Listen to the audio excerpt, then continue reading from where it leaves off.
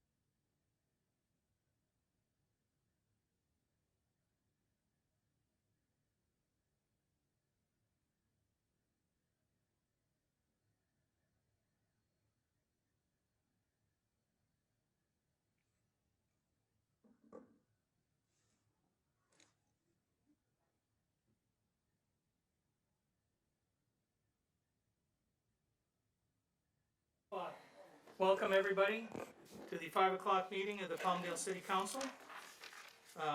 All your instructions, if you're zooming in, probably means that you're already zoomed in. Verbal comments are limited to a maximum of 3 minutes. Depending on the number of speakers we have, we'll make the adjustments for each item. Council is trying to follow every part of the Brown Act, and with all the public input and council concerns, we've made a little bit of adjustment on the agendas here to make the meetings flow a little bit better. So we will have public comment today when we get to it in a couple of separate sections to make it flow much simpler. So we'll call the meeting to order. I'll ask the Deputy City Clerk to call the roll, please. Mayor Hoffbauer, Here. Mayor Pro Tem Loa, Here. Council Members Carrillo, Here. Bishop, Here. from Betancourt. Here. We have a quorum. Thank you. We do not have the housing commissioners at this time, so that roll call will occur later. So public comment is, public is invited to comment on any closed session only item right now. This is closed session only. Are there any speaker forms at this time, or do I need to continue this? No speaker forms here, sir. IT, anybody on, for 5 o'clock session, sir? Nobody at this time. Okay, we'll close public comment for the closed session. We will have the other items later on. Item number 4 is presentation by the city attorney. Sir? So we will now be considering 6 items that are listed under presentation by city attorney in closed session, and we'll report out to the extent that there may be reportable action. Thank you very much. And for anybody that's looking now, as we get down further into the agenda, I've had a request by staff to continue items number 13.4 and 14.1. So if you're sitting there at home waiting for that to come up, it won't be. Okay, thank you. We'll see you shortly.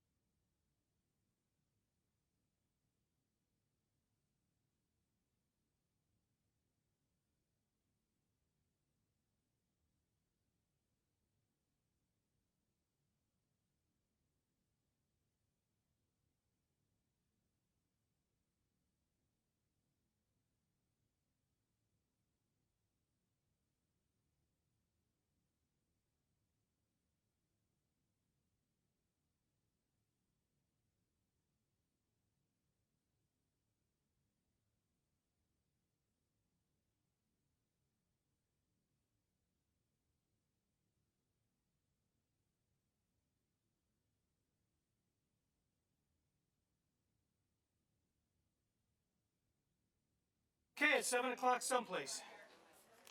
We have the, welcome back. This is we're continuation of the, 5 o'clock session. And I had some tall guy on my seat again. We're gonna go ahead and have the city attorney report out from the closed session items, please. City attorney, sir. There was no reportable action taken in closed session. All right, see how easy that is? All right, so we will move on now to, you're too fast for me. So, at the 5 o'clock meeting, we announced that, item 13.4, and item 14.1, which are the catalytic converter ordinance and the, discussion with the, city attorney, that's gonna be moved. Staff, recommending that we move it. They have some cleanup they need to do. So if you hear on 13.4 or 14.1, we are not gonna be discussing those this evening. And then, for the sake of, bookkeeping and moving the meeting along, just a reminder, we read this at the earlier part of the meeting. A lot of people wanna have the separate discussion on the agenda items and the non-agenda items, so we've broken those apart. So, we will have public discussion on, the, consent calendar and all other public items. So these will be the first item, if you wanna get your slips in now's the time to do it. On items, this is, public comments, item number 10, and will be to discuss items number 11, item number 12, and item number 14.2. Item number 13 is public hearing. There will be a separate public hearing for those items with their own separate testimony. I'll ask you to try to help with this. Non-agendized items will be following that towards the end of the meeting. If you come up and you aren't following that, I'll remind you. If you don't want to do that, city clerk is going to shut the mic off and you can come back at the end. So we're going to try to move the meeting along here. And with my goal is to make sure that everybody gets heard and to make sure that the question about, well, how come I can only get this, but I want to talk about that. So we're accommodating that. This is your request and we're making it work for you, okay? So if you have any questions about it, call me up. We'll sit down and talk about it some more, but here we go, all right? So at this point, we will, I don't believe we need to redo the roll call, but we will do a pledge of allegiance and a moment of silence in honor of our troops. Mr. Avery, could you lead us in the pledge tonight, sir? And I would ask that we'll do a moment of silence, and I want to ask that we have keep. I had a coworker that just retired a couple of years ago, driving home, called his girlfriend, said, "I don't feel good," and he dropped dead. And he was only 61 years old, a firefighter, paramedic, and an inspector. Joe Jackson, I'll get you the family's information. Have him in your thoughts tonight and ask that we adjourn the meeting in his honor this evening, please. He's a good guy, a good community guy, lived right around this corner from me, so. Right hand over your heart.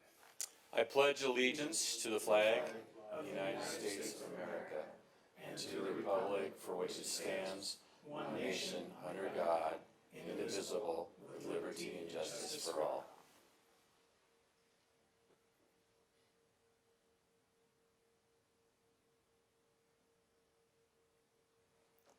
Thank you, sir.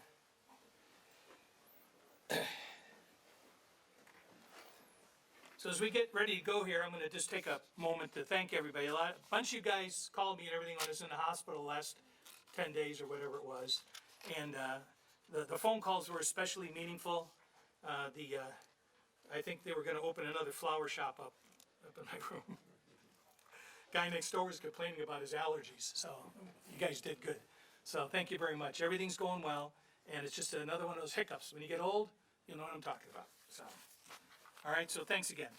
So we're gonna have presentations, and Jesse, I got a doggy here. I'm a scaredy dog, but, and bear with me with the mask. I'm not a mask freak, but my immune system isn't the best right now, so.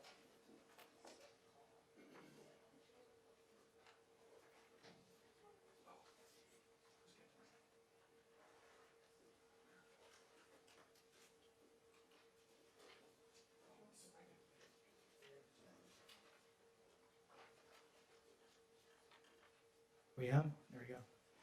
So every month we like to feature one of our critters from the animal control shelter. And this is Nixus, and this is Jesse. Jesse's him, and this is Nixus is the dog.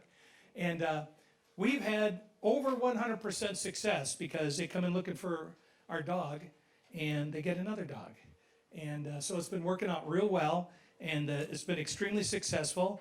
And the more we do in adoptions, and the more we handle with Mr. Bishop's favorite thing, which is getting them fixed, so they're not a bunch of feral critters out there. We're doing a good job for our pets in our community, and they don't have to euthanize them, and we can get them adopted and have good, healthy families with these dogs. So, Jesse, you want to tell us a little bit about this puppy here? Good evening, everyone. This is Nixus. Nixus is a 2-year-old Siberian Husky. She came to us July 15th and is waiting for somebody to take her home and spoil her more than she is now, really. She has a good presence. She's very shy. She was just laying in her kennel when I approached her, and as soon as I opened the door, she got up. She let me leash her. We walked outside. She was really good on the leash. Liked to, sniff everything around her. But I haven't heard a real bark out of her yet, so I don't know what she sounds like. They don't bark. Yes, they talk. They talk, yeah. But she seemed to be pretty shy during play groups, a little standoffish with the other dogs, but in a calm way. You know, she told one dog that she didn't want to be bothered, and the dog listened, backed away, and she mainly stayed to herself by the trainer until she was taken back to her kennel. But she is fixed. She's got all her shots. She's got her chip implanted, and she's ready to go home. So all you have to do is make an appointment to see her. She's in room 1502 at the kennel. So if you want to meet her one-on-one, just make an appointment, or you can come in after 2 o'clock. We have walk-ins. And meet her, take her home.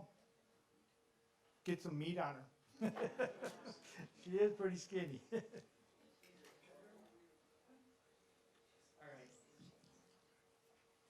You scratch me behind my ears, I'll be your friend too. So, all right. So there it is. I'm sure my wife is watching, trying to figure out if I'm bringing this one home. So, but if you want to volunteer over there, it's they have a little bit of training to go through, but they want to make sure that you do it right. And they're always in need of good, strong volunteers. And Jesse can point you in the right direction on that as well. Okay? So here she is. Thank you, sir. Thanks.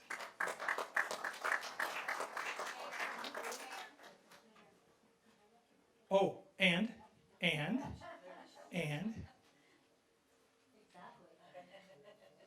So it is Clear the Shelters Month, the whole month of August. All cat adoptions are free, and all dog adoptions are $20. So we encourage you to do your research on rescues and specific breeds so that you know what you're getting into with very specific breeds. But again, this is a great opportunity to be able to adopt. Again, you can't buy love, but hey, $20 is well worth it. And I also wanted to make sure that we continue to announce the City of Palmdale's low-cost spay and neuter program. That is for residents of the incorporated City of Palmdale, and it is we are partnered with Karma Rescue. Our website is full of information. The City of Palmdale's Palmdale Public Safety Facebook page has all of that information. We almost hit 100 spay neuters in July. Almost.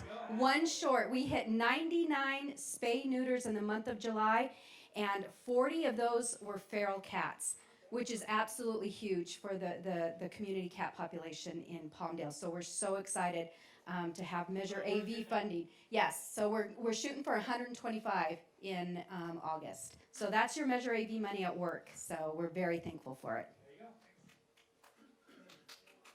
go. Yeah, thank you, guys.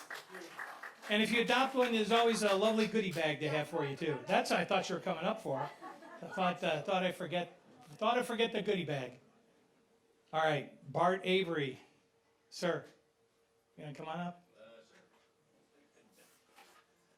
Glad to see you here. Better seen than viewed. You look good. Thank you, sir.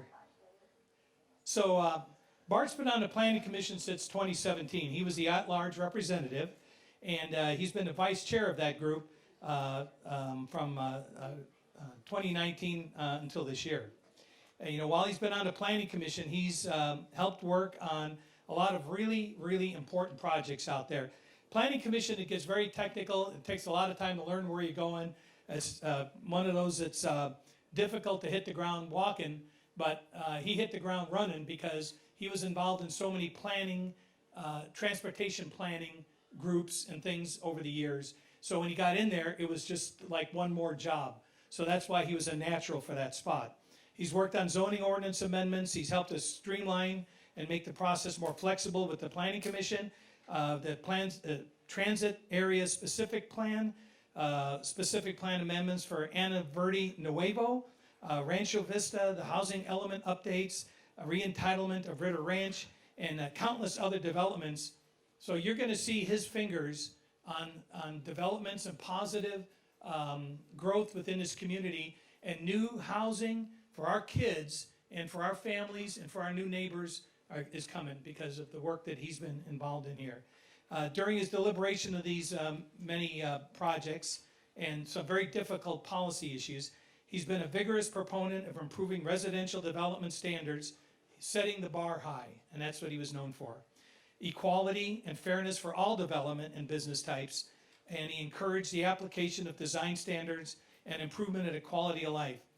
You can set high standards without preaching from the dais, and that's what he did. He was very good about that. Vice Chair Avery has made significant, positive, long-reaching contributions to the quality of life in this community through his deliberation of each development application. And I watch some of these meetings, and he asks relevant questions. It's obvious he studied the package. So, and that's rare among public servants today. The council extends its sincerest appreciation to Bart Avery for the prominent role he's played in achieving the goals of our community, and I bid him farewell and good efforts, good riddance. So, I looked up and I missed my spot, so I knew if anybody was going to catch me, Bart was going to catch me. So, but wishing you well in your future endeavors, and as the mayor of Palmdale, on behalf of our entire city council, I deem it a distinct honor and a personal pleasure to extend this commendation. You have to get your own frame now. And we offer our best wishes for many more happy and productive years in the future. Bart, the mic is yours, sir. Oh, thank you, Mayor. Thank you, Mayor. Oh, whoops. Yeah. This thing? And we raised about $35,000. I did this crazy thing walking for saves. I don't know if you remember that too. That was kind of. Well, it's only got so much room on here, mister. I just want to say, look, first of all, I just want to, we hardly got to meet, but thank you for being our new city attorney. And I've never met you before, but can we do this? Or thank you, Miss City Clerk. Deputy City Clerk, excuse me. And thank you to everybody on the City Council. You guys are amazing, and I appreciate getting my 5 years, and it was great. And I'm not giving up on the city. I'm going to go work on my brewery stuff a little bit. It's kind of busy, but yeah, shameless plug. But and I'm looking at some people in this audience who have become very good friends, and my comedian friend back here. And it's just been an honor to serve the city, and I thank you. The one thing I just want to leave everybody with is that my wife came up with this idea after we did the renaming of R. Lee Ermey Avenue, of also putting a musical road in. I keep harping on this. I know the money's there. Let's get it done, folks, and that would make me happy. It's an honor to get this. I really appreciate it. Thank you to all of you, and keep doing the good work you're doing, and let's go City of Palmdale. It was created on my birthday, August 24th, which is coming up, so Yeah, heck yeah, man. Years coming up here. You that old? I'm really old, man. Do I get to keep that?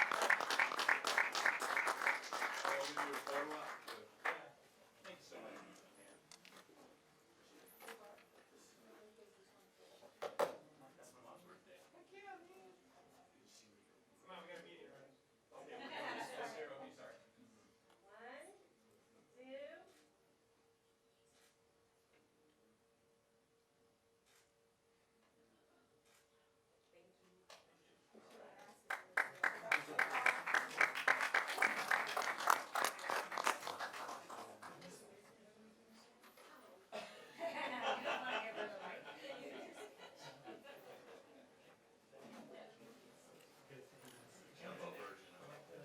we got a meeting, right?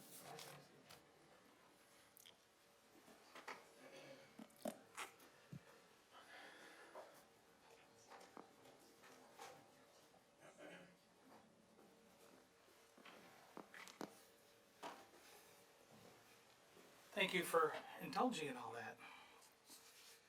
All right, so, and Mr. Smith was unable to attend tonight, and city clerk is going to make arrangements so we can do some appropriate honors and thanking him for his service to the city of Palmdale, so. All right, so, I need a waiver of full reading of resolutions and ordinances, please.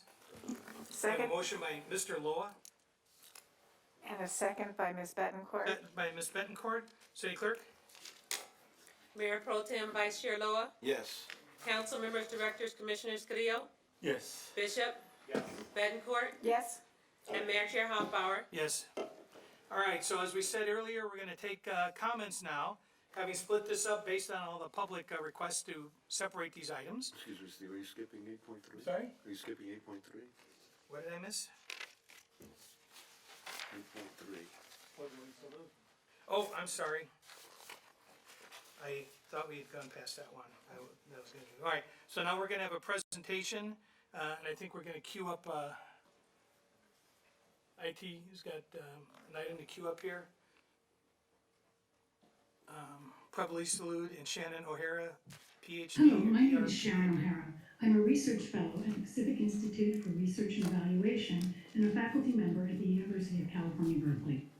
I was asked by Pueblo y Salud in Palmdale to conduct a scientific research study investigating the relationship between alcohol outlet density and crime in Palmdale during the years 2019 to 2020. Density refers to the number of alcohol businesses located in a specific area.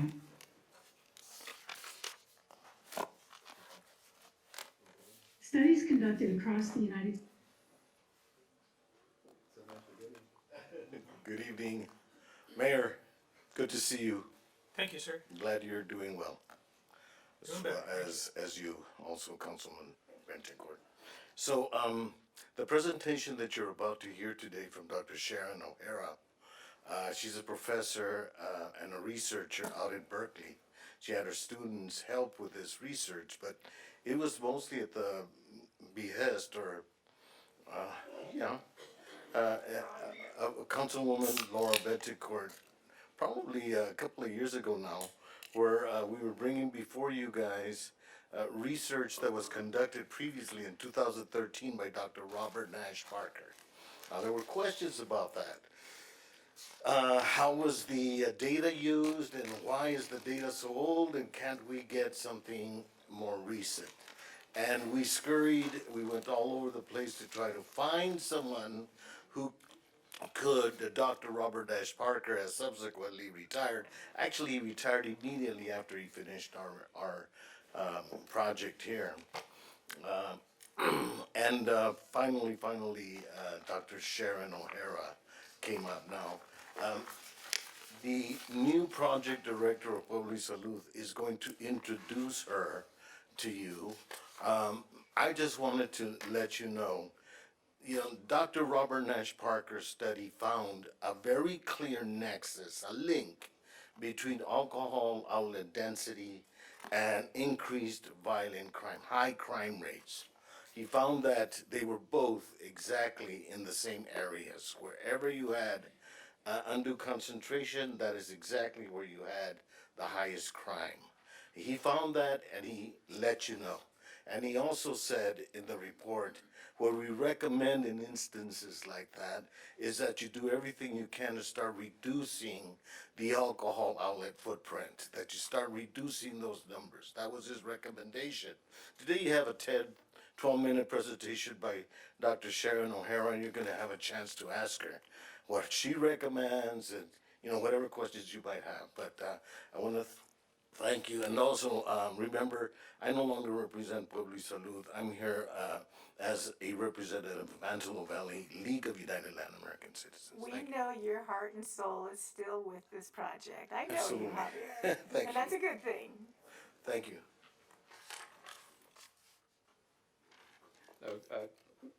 Good evening, council members. So my name is Enrique Carmona, and I am the new program director for Pueblo Salud. And as you heard, this is a continuance in our efforts to try to ban any new conditional use permits. So we have asked Dr. Sharon O'Hara to go ahead and conduct this presentation. Thank you.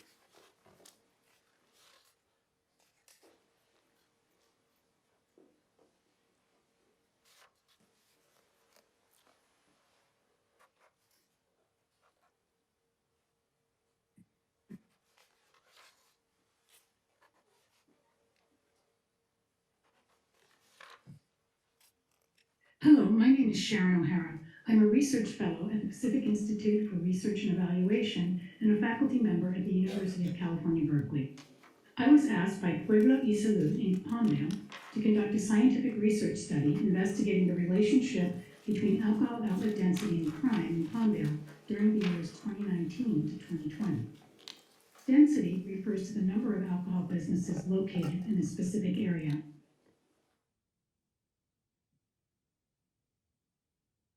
Studies conducted across the United States for years have found an association between greater alcohol outlet density and higher crime rates, even when controlling for socio-demographic factors like income, employment, race, level of education, and population size. It has been studied so thoroughly that currently both the World Health Organization and the U.S. Centers for Disease Control and Prevention recommend limiting alcohol outlet density as one way to reduce alcohol consumption and related harms, including crime and other community or social impacts. Of course, alcohol outlet density is not solely responsible for any of these impacts, but it has been found to be one factor. Data on density can be used to evaluate the relationship between this exposure and various health and social harms, including crime. Identifying areas with high or increasing density can help local community planning and zoning departments and alcohol control agencies and city councils determine whether to issue new use permits for alcohol businesses, reissue old ones, increase enforcement of alcohol laws, place limits on the number and location of alcohol businesses, or some combination of these actions. I was the principal investigator of the research team, and I want to thank the other members of my team. We had 2 students from the University of California, Berkeley, another faculty member who teaches geographic information system mapping, which is one method we use, and additional statistical analysis support from 3 scientists from the Prevention Research Center. I'd like to describe the methods that we used to conduct the study, beginning with the data that we collected. First, we went to the Palmdale Sheriff's Department website and located all the crimes handled by the Palmdale Sheriff's Station in 2019 and 2020. I'll describe what we mean by Part 1 and Part 2 in just a moment. Then from the California Department of Alcoholic Beverage Control, we got the names, addresses, and types of licensed retail alcohol establishments in the city of Palmdale. From the United States Census, we obtained maps of the Palmdale city boundaries and the census block groups in Palmdale. These are groups made up of areas with populations that range from 600 to 2,000 people. Also from the census, we got socio-demographic data for each of the 79 block groups that were identified. Socio-demographics included median household income, education level, race and ethnicity, and total population. For the analysis, we included all Part 1 crimes, which are defined by the FBI as the following. In addition, Pueblo y Salud requested that we also include these crimes defined as Part 2 crimes by the FBI in the analysis. So all of the analysis we did included the Part 1 crimes and the selected Part 2 crimes. Next, we put all these data together in order to analyze it. Using mapping software, each crime point was geographically coded and then joined to the census block groups to get the total number of crimes in each group. Each licensed alcohol establishment within the city's boundaries was also geocoded and spatially joined to census block groups to get a total number of establishments in each group. Alcohol outlet density was calculated as outlets per square mile, crime density calculated as crimes per 1,000 people. Finally, sociodemographic data were added to each of the census block groups. We conducted spatial analysis of the relationships between the density of licensed retail alcohol establishments and the crime rate in block groups, taking into account or controlling for sociodemographic factors. Spatial relationships refers to the ways in which things and events are arranged in relation to one another in a geographic space. We did the analysis in two ways. First, we analyzed maps in a program called ArcGIS Online. This method helps us interpret what the relationships are visually. And secondly, we did regression analysis in a statistical software program. Regression analysis is a helpful tool for studying the association or correlation between two things, or statistically speaking, between two variables. In this case, we would be looking at the dependent variable, which is crimes, and then what we call the independent variable that affects it would be alcohol outlet density. In community studies like this, it's not possible to show causality or that one causes the other, because unlike a laboratory experiment, we use data from events that have already happened, and we're not able to control all the conditions in any of the block group that may possibly influence the outcome. We are able to identify and control for sociodemographic factors so that those do not confound our results. Statistically significant associations allow us to make predictions about the number of crimes associated with an increase in alcohol outlets. So first, I'd like to show the results of the mapping. You can see here that we mapped the licensed retail establishments in the city. As you can see here, the blue structures represent off-premises outlets or stores. The icons resembling martini glasses represent on-premises establishments like bars and restaurants. In 2019, there were 171 outlets total. And just for comparison, in 2020, there were 173 outlets, so it was a pretty stable number of establishments. We created a lot of maps separately for 2019 and 2020, but they were not appreciably different from one another. So in the interest of time, I will show some 2019 examples in this presentation. Other maps can be made available upon request. Here you see where we added the 79 census block groups for the city. This map shows simply the distribution of crimes across the city. From this, you get a sense of how crimes are clustered in 2019. Then this map shows a hotspot analysis of crimes in 2019.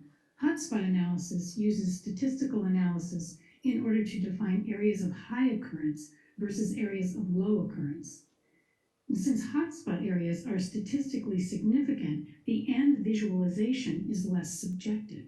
Unlike the previous slide, where you can subjectively draw some conclusions about the distribution of crimes, in this type of analysis, they apply some statistical significance to, in this case, the dark red areas being, we have 99% confidence that these areas are hotspots for crime. And you can see how those relate to the distribution of the alcohol businesses. Next, we identified the block groups where statistically both the alcohol outlet density and the crime rate were high. The darkest blue areas, as you can see circled here, are block groups that have both high alcohol outlet density and high rate, in this case, of Part 1 crimes. Then when we did the same for Part 2 crimes, we we saw that the pattern looked very similar in that these block groups remained at the highest level. So we see a relationship in these maps where the highest rates of crime and alcohol outlet densities are happening. Next, we did the regression analysis separately from the mapping analysis. We used a statistical program to examine the significance or statistical significance of the relationship between outlet density and crimes numerically and see if we can make predictions about that relationship. These results reflect both years, 2019 and 2020, and the total number of crimes, part 1 and part 2, and density of all alcohol outlets. To do that, we developed 3 categories of alcohol outlet density for the 79 block groups. The low level category means 0 alcohol outlets per square mile. The medium level means less than 6 per square mile. And just as a reference point, the citywide average for those years was 1.6 outlets per square mile. And then the high level means 6 or more outlets per square mile. And this category went as high as 30 per square mile in the data that we had.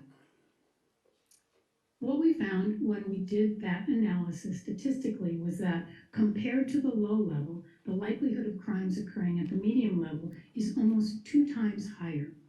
And the likelihood of crimes occurring at the high level is more than 4 times higher than the low level. And remember, we're controlling for population size, sociodemographic characteristics, and time in these studies, which gives us better confidence that we're seeing a relationship that isn't confounded by these other factors. We can look at these same results in a graph. Here you see on the horizontal axis are the 3 categories of alcohol outlets per square mile, and on the vertical axis are the number of crimes. This graph shows the increase in crimes from the low level to the medium level, and then a further increase in crimes as the density of outlets increases from the medium category to the high category. The increases indicate what we call a positive relationship. In other words, when alcohol outlet density goes up, the number of crimes go up. In conclusion, we found significant positive associations across both years of the study between alcohol outlet density and total crime count. Thank you.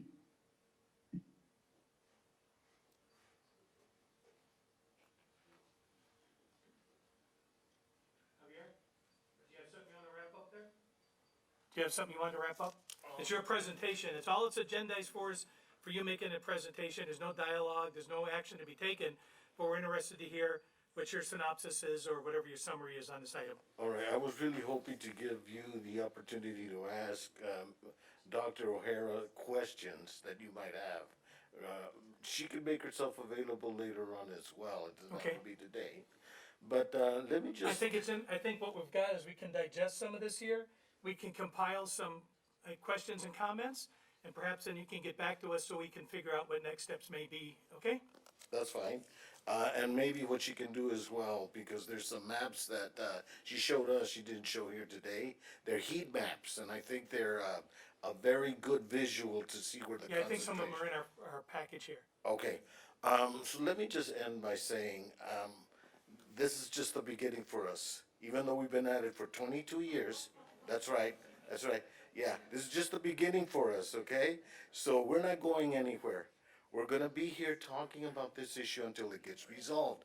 And remember, we're not talking about adults. Our concern is not the adults in this community. Our concern is our children. I have a 11-year-old granddaughter that's been living here. She was born here, and all kinds of family members. So I have a personal investment here, a personal reason to be very, very concerned about what's going on and the impact it's having on our children. All right, so hopefully this is the beginning of a dialogue, and there's 2 individuals that you appointed to a alcohol ad hoc committee.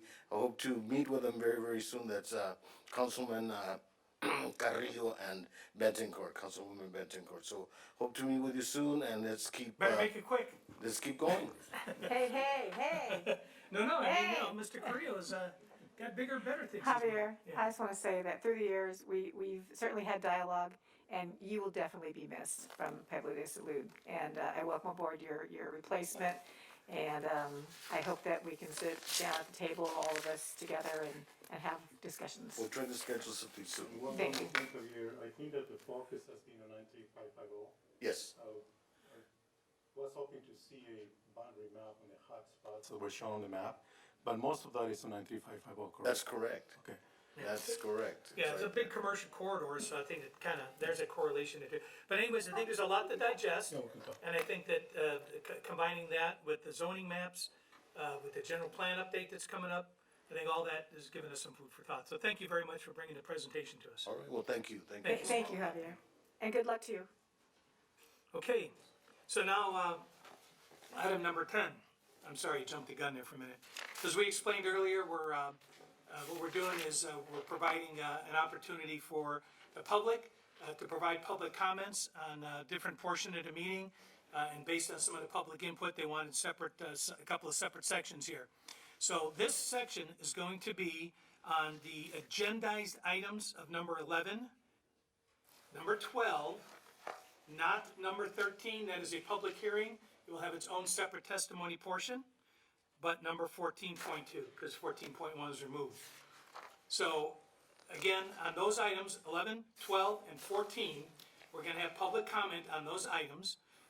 The city clerk, you should have your slips turned in at this time. City clerk will be calling you up.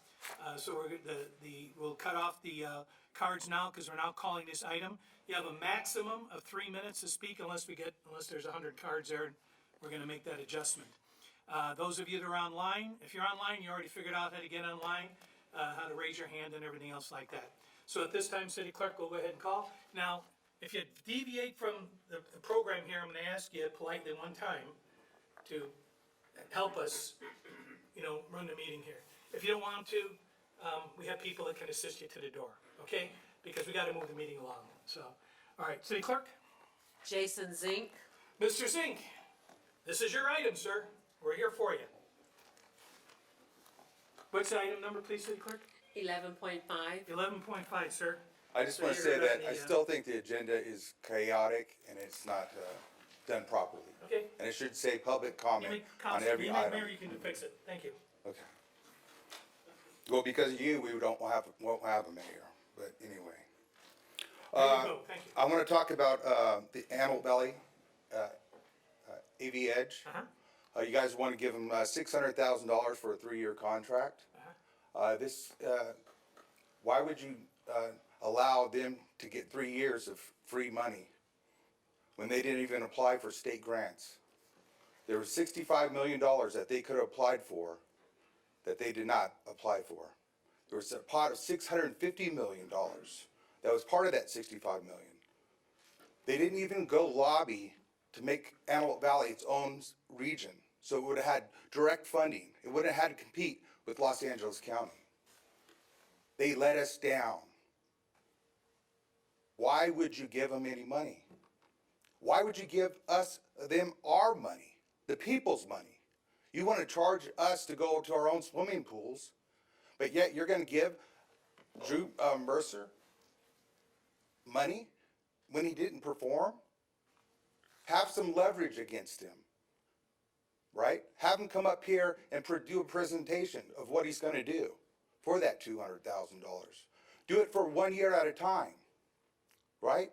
I mean, it seems like Drew, is he like somebody's boyfriend or girlfriend, or what's going on here? Why does everybody just say, okay, yeah, here's money? Doesn't make any sense to me. They did not attend the state economic conference, did not go to GoBiz. Has he gone to GoBiz, Sacramento, on our behalf? No. Has he made a case for why 70,000 people, commuters, plus, have to pay all these high gas prices? Did he make a case before the governor and say, hey, we're suffering more than any other region in the state of California? Did he? No. I could do a better job, and I'll do it for 20% of the price. Do not give him this money. Make him come back, do a presentation, do the contract year to year, and make him apply for grants to pay for himself. This was money set aside. Every region's getting money, except, you know who's not getting money? Antelope Valley. Why? Why? Is that a good point? I hope it is. Because we deserve better. The people of Palmdale and Antelope Valley deserve better. I've asked time and time again for him to copy Santa Clarita Economic Development. He hasn't. Thank you. Thank you very much. Don't give him the money. Thank you very much. All right, please. City Clerk, next item, please. Eugene Hernandez, 11.1. Jean. 11.11, I'm sorry. Oh, I'm sorry. 11:11. Welcome back, Mayor. I'll Thank leave you, my sir. comments at the end of the meeting. Thank you, sir. City Clerk? Yes, how you do it? Jason Zink, 12.2. I think we had one-shot deal there, so. Thank you. Next person. George Hussey, 14. Okay. Okay. Thank you, sir. Can we correct that on there so we make sure we call him? 13? Thank you, sir. Thank you very much. All right, City Council, we have the consent calendar in front of us. Oh, excuse me, IT? Did we check for online? Hello, IT? Marcia. Hi. I thought, you didn't turn the slip in. No, I didn't. We need a slip. That's how we gauge the time. It's okay. I didn't turn one in. Can I not speak? Is it? That's where we make the announcements, but go ahead. Thank you. Your item number? My, 14.2. We're not, oh, okay. Oh, I'm sorry. 22, right? Okay. Okay. I'm just I know trying it's to a get- new I'm trying to do- system. They change stuff around on me, and I'm just trying to get used to it based on. It's okay, me too. Okay, thanks a lot. Okay. So why I'm up here is I have just a question about this. I understand, this has gotta come up and so my question is, if, say I have my nails done at a little shop, husband and wife, they require us to wear masks. They wear masks, they've always worn masks, and they require us to wear masks, which is fine. I don't have any problem with that. But if it would come about that the state or the health department or whoever the gods are in the sky that says that we now have to wear masks to go into stores or bars or restaurants, and someone in a store or a bar or a restaurant puts a sign that says, we require you to wear a mask, and a person goes into that facility without a mask, and the owners of that facility say, we want you to wear a mask, we need for you to leave. And that person says, well, I'm not gonna wear a mask and I'm not gonna leave. How will this 14.2, impact that store owner? Where will they turn to be able to, call the shots for their own particular shop or bar or whatever, if the sheriffs are not going to respond to that problem? So they won't respond to the issue of a mask, but the store owner's got, because it's private property, is the ability to trespass the person, tell them you're not welcome here, see you later, bye. So that's a personal thing, and that's the store owner. I understand. And the individual. The sheriff won't get involved in writing somebody a ticket for the mask. What this is saying is that the county tends to be all over the place on this, and what we don't want to do is have our code enforcement staff, our city attorney, or our contracted deputies' time tied up on being mask marshals. I understand that, but if we've seen over the years that some people like to just make a point, to push an issue, to bring have their moment in the sun. So the store owner or whatever, Target, Walmart, my nail salon says, if you come in here, you have to wear a mask. They go in, they don't wear a mask.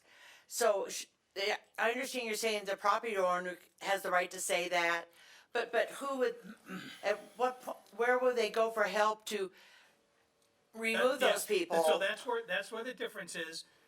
In other words, if they call the deputies at this point, Captain Schaefer sends a crew over there. Okay. They're not gonna write him a ticket on a mask. But they will remove them. The owner will say, he's trespassed. They will tell him, you're not welcome here, you must leave. If they don't leave, then they can be arrested for trespass. Okay, So, okay. but we don't want our deputies and we don't want our code enforcement getting involved in. No, I understand that, but We're still good. property owners have to have some recourse, They you know, do. because They people will. just like to make issues, you know. This is not the virus mandate. Okay, thank you. Thank you. Good question, I've had some calls on that this week. Thank you, Marcia. Okay, IT? See you, Mr. Avery. Nobody online at this time. Okay, we'll close public comments at this time, city council. Any items on the consent calendar that you'd like to have removed for further discussion or separate vote, or a motion? I'll do a separate vote for 11.7. Okay, hold on. I have item 11.7 by Mr. Bishop. Any other items?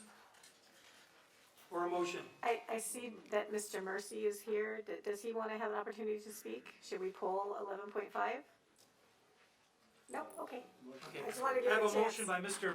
Loa to approve the Second. balance of the consent calendar. Second for the rest of the items, except Okay, 11.7. and Mr. Carrillo is motion to, so that's everything except item number 11.7. I have a motion by Loa, second by Carrillo. City Clerk, please call the roll.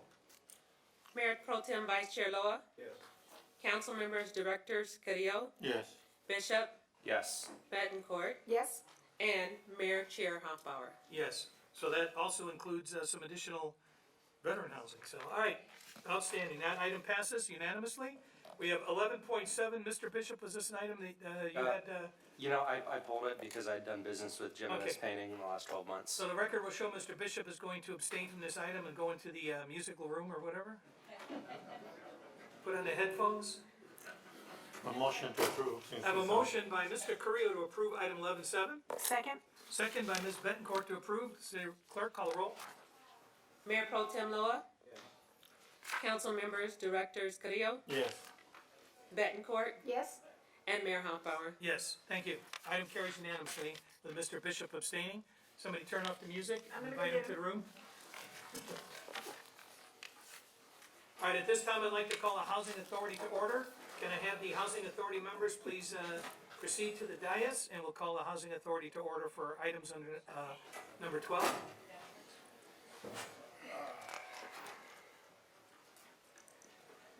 And for the record, the Housing Authority members were here, present in the audience during the public comment period as well.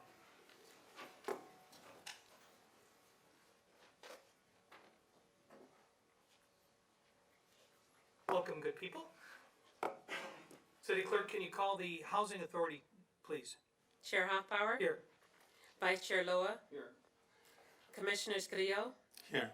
Bishop, Yes. Betancourt, Yes? Fragasane, Yes. and Denny. Okay, we have all members present. We have the Housing Authority consent calendar. It consists of 3 items here, 12.1, 12.2, 12.3. We'll consider all these items under one motion unless an authority member chooses to pull these items for further discussion. Do I have a motion or do I have an item to pull? Motion to approve if no item is to be pulled. Second. I have a motion by Mr. Carrillo, second by Ms. Fragasans. Any further comments? No. City Clerk, please call the roll. Vice Chair Loa, Yes. Commissioners Carrillo, Yes. Bishop, Yes. Betancourt, Yes? Fragasane, Yes. Denny, Yes. and Chair Hoffbauer. Yes.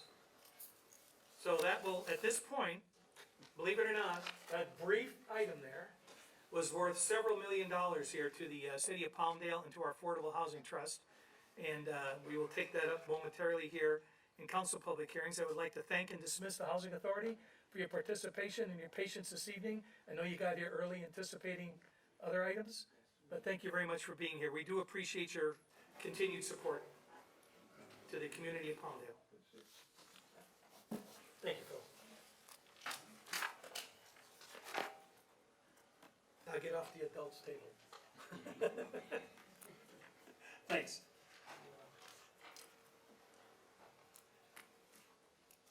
We'll reconvene just the city council at this time for our public hearings on another item number 13. Item number 13.1 was continued pursuant to staff's need to work on a couple of wordsmith items on item 13.1. So that will be continued. And when is that? No, that was okay, I'm sorry. It was in 13.1. It was in 13.1. Thank you for poking me properly here. So 13.1, who's our staff reference on this thing? Is this Director of Finance Sampson or her designee? Thank you very much. Yes, good evening, Mayor and Thank members you of the for being council. Janelle Sampson, Director of Finance. This item 13.1 before you is a public hearing and review of resolution number CC 2022-065, a resolution of the City Council of the City of Palmdale restating in its entirety the Palmdale Master Schedule of Fees and repealing resolution number CC 2021-057. We have staff available to answer any questions you may have on this item. Thank you. So at this point, so was that the official reading of the resolution that you just did for us? Yes, it was. Okay, so I can check that off. And we have to open public hearing and receive testimony on this item. IT, do you have anybody online for item number 13.1, sir? Nobody at this time. Okay, so I'll move on to speaker slips, please. Jason Zink. Mr. Zink. So we want to tell him he's going to lose his 3 seconds here? Do we have another speaker on this item?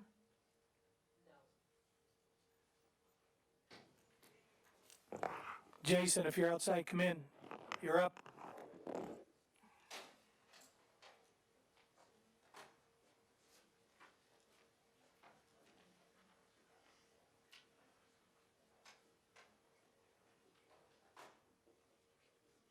You're up, Jason. 13.1. What is that?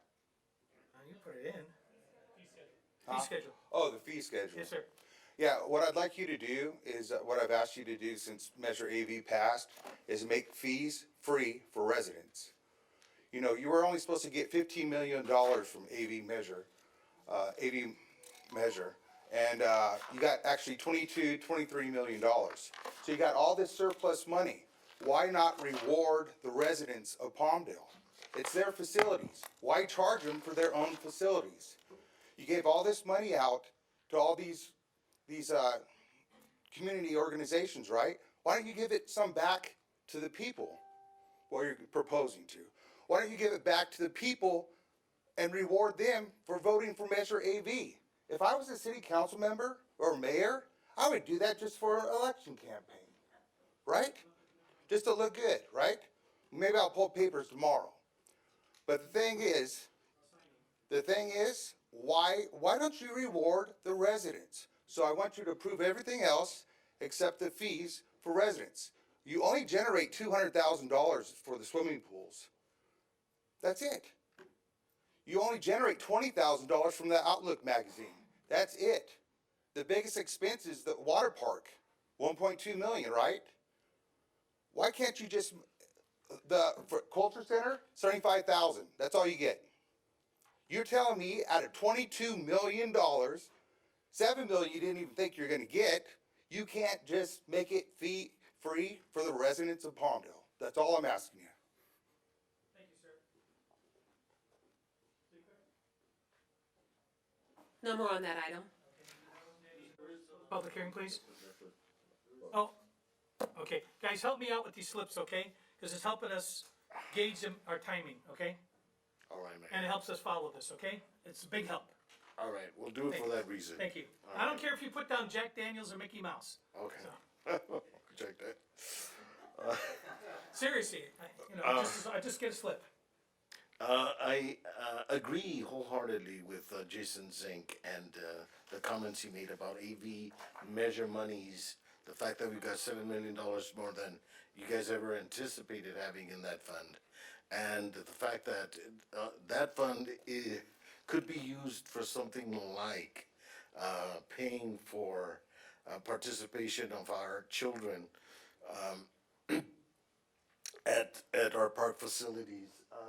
I forget your name, ma'am. Jason, I mean, Javier, it's Marsha. here, it's here. Marcia came up here one day and talked about the $60-some that she has to pay to take, for her to go, and then another $65 she has to pay for her grandchildren to go, each one, to the water park.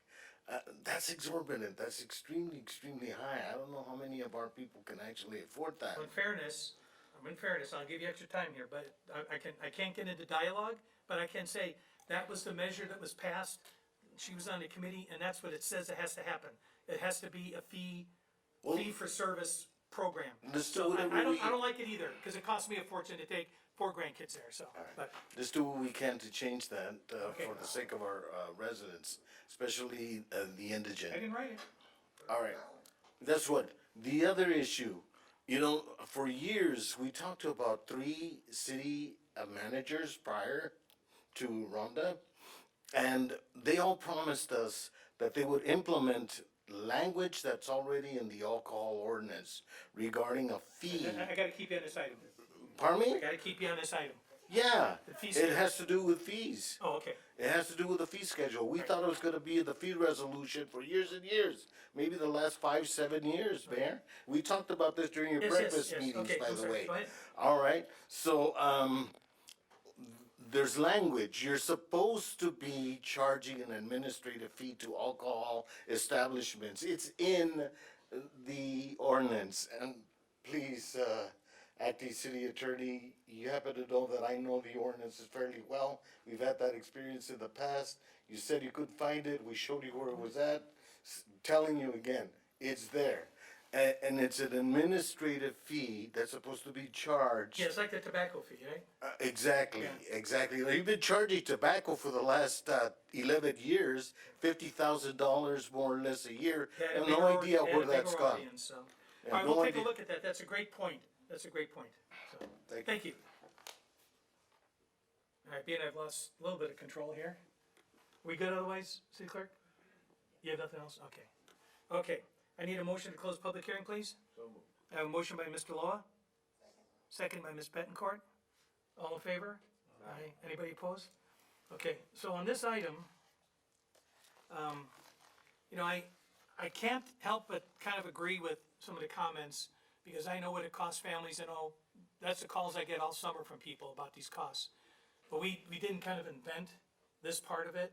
It had to be a fee recovery type of a system. But I think that there's room, especially when you start talking about one particular aspect of this that's really important that I dealt with personally. It was childhood drownings. And when we've got excess money, we ought to be and I know Carrie is working really hard to get us more lifeguards, and we have an outstanding set of lifeguards. I was only able to get 1 of my 4 grandkids into swimming lessons this year. But every kid that wants to get in ought to be able to go. Every kid that wants to go to our pools during the summer should be able to go. And I think that that's something that I don't want to make, we have problems making changes on the fly from the dais, because then it drives budget crazy and everything else like this. But that's something I'd really like to get a little bit of support for, especially in the life-saving aspect of swim safety for the children in our community, that we can get that going, because the kids are more familiar with the water, and then they take the swimming lessons with it. They're not going to drown, okay? These kids drown when other people are standing around, and it's so useless, okay? So that's something that I don't want to ask to have change tonight. I'm not asking you to do that. I'm asking us to look at it and see if there's some way that we can help facilitate more of those programs. Because when I was a paramedic, that was the hardest call to run. I agree with you, and I agree with Jason and Javier to some extent. But it's just not as simple as it sounds. I mean, you know, I could make a motion that the rest of the summer, there's no fees for entrance at the water park. But there are consequences, just like you said. But I'm also sympathetic to those families who have more than 2 children. I have 2 kids. The little ones, yeah, I was fortunate to have them in swimming class. They are taking swimming classes at McAdam Park, and they love it. Sometimes I struggle to get them there, but once they're there, they love it. But if there was a way to facilitate more programs, more swimming classes, hiring more guards.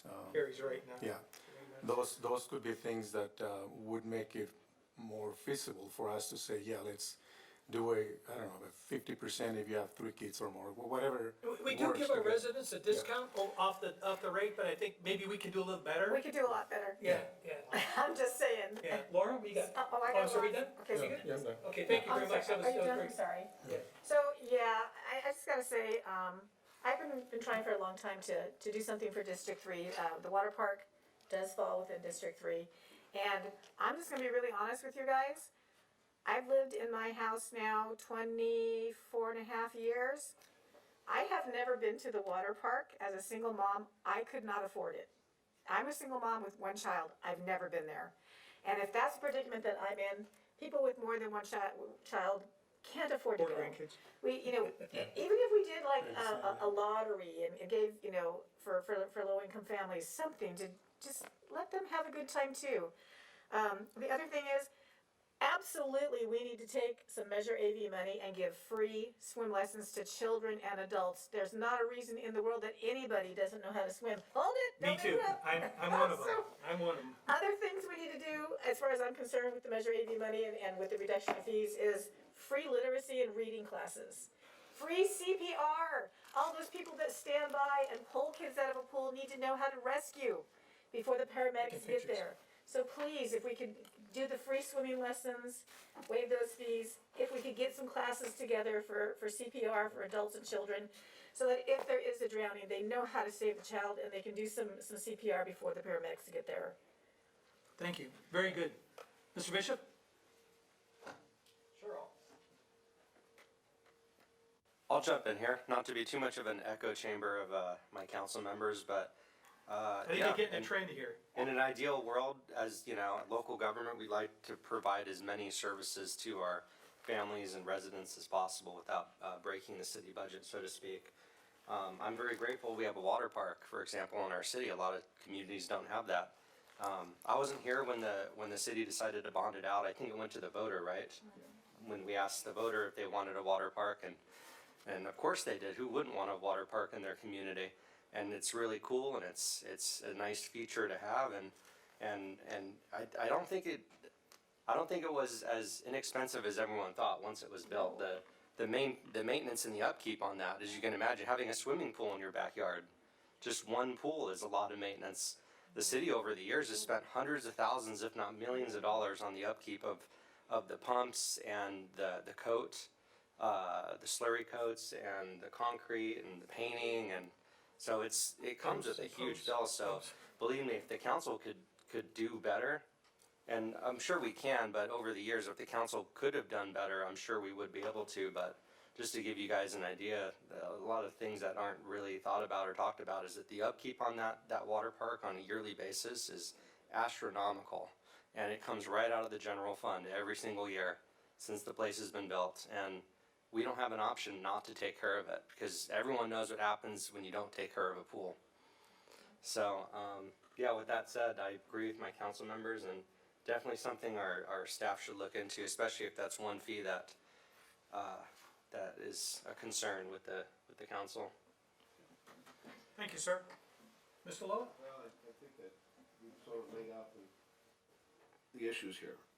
The need to reduce fees or eliminate fees if possible to our residents. Yeah. And so I agree with the mayor that we should do a study, and I know that we have very capable people in the finance department that could perhaps find the niches where we could draw some money out and use it for that purpose. But Mr. Bishop also points out something very important, that there are these huge expenses to maintain these facilities for the residents. And there's sort of a balance that has to be made there. But I do believe that we should return as much money as we can to residents to reduce the impact of using the facilities, and to teach the children how to swim and do all the rest of these kind of things. So I know we have a department that can do that analysis and bring us back a report in the near future. Hope we can do it. Thank you, sir. And I noticed, I went through this and saw quite a few of them have not been raised. And that's a credit to our departments that have been able to maintain the budget, keep their pencils sharp, and not order more erasers. So I do appreciate that. Okay, so with that, we closed public hearing. I need a motion to adopt resolution CC 2022-065, please. I have a motion by Mr. Carrillo. Second. I have a second by Ms. Betancourt. City Clerk, call the roll, please. Mayor Pro Tem Loa, Yes. Council Members Carrillo, Yes. Bishop, Yes. Betancourt, Yes. and Mayor Hoffbauer. Yes, thank you. All right, item carries unanimously. 13.2, who is doing this one? Oh, it's you. And Janelle Sampson, Director of Finance. Item 13.2. This item here is a TEFRA hearing. It's a public hearing for the adoption, to adopt resolution number CC 2022-084, a resolution of the City Council of the City of Palmdale approving a plan of finance for the issuance of the California Municipal Finance Authority Solid Waste Disposal Revenue Bonds for the Waste Management Incorporated project in an aggregate principal amount not to exceed $355 million for the purpose of financing improvements to solid waste disposal facilities and certain other matters relating thereto. I will just point out that was the title of the resolution. However, the total amount here of $355 million is the project in its entirety. The portion relating to the project here in the city of Palmdale is $25 million. And these are bonds, they are no obligation of the city whatsoever. So, can you please say that so everyone hears it? Absolutely. These are no obligation of the city. So we are merely acting as an agent to allow the public hearing to occur for them to be able to apply to CFMA, which is a separate agency, entity, for them to provide the financing for those bonds. That's correct. Okay. Excellent. So just make sure, so the taxpayers know, this does not, we are not charging, the city of Palmdale is not charging any additional fees or taxes on this item to any resident in the city of Palmdale. No, we are not. Okay. All right, so this is kind of, the state kind of dumped these hearings on us, right? So, all right, IT, do you have anybody for this item, sir? Nobody online at this time. Thank you, sir. Deputy City Clerk, do you have anybody for 13? Jason Zink. Mr. Zink? I know you guys say we're not on the hook for anything, right? But now we're loaning $1.2 million to a housing, right, affordable housing project, right? Yes, but No, but what I'm saying, I'm making a point. We're not, you say we're not on the hook, but we are on the hook. We say this project doesn't affect us, but it does affect us. okay. Okay? The landfill is an eyesore. Why haven't you guys made it more beautiful? Why haven't you guys made them put more landscaping on it? Right? Why does it have to look like an eyesore? You got this beautiful lake over here, Lake Palmdale, that the city needs to buy and preserve all the land around it, right? And work with the county, get that done. You could get that done in a month. Give me two guys. All you gotta do is call Barger, right? County Supervisor Barger, hey, we want some money, let's get it done, right before you leave mayor. So easy to do this stuff, it really is. But the thing is, I want you guys to put pressure on the on the landfill to make it look nice, right? It's the first thing you see coming into Antelope Valley. Austin, you wake up in the morning, you look this way, it's beautiful. You look this way, oh my God. Put more pressure on them. Thank you. Thank you very much. City Clerk? No further. Do I have a motion to close public hearing, please? I have a couple of motions by Mr. Loa and Mr. Carrillo. All in favor to close public hearing, say aye. Aye. Aye. Anybody opposed? Hearing none, so ordered. City Clerk, let's see, we read it in, so I need a motion. Do we have any comment by the council? I do have a question though. Is somebody from Waste Management here? Because I'd like to know, like, our portion that we're supposed to get is 25 million. What's those improvements look like for the city of Palmdale? Can anybody speak to that?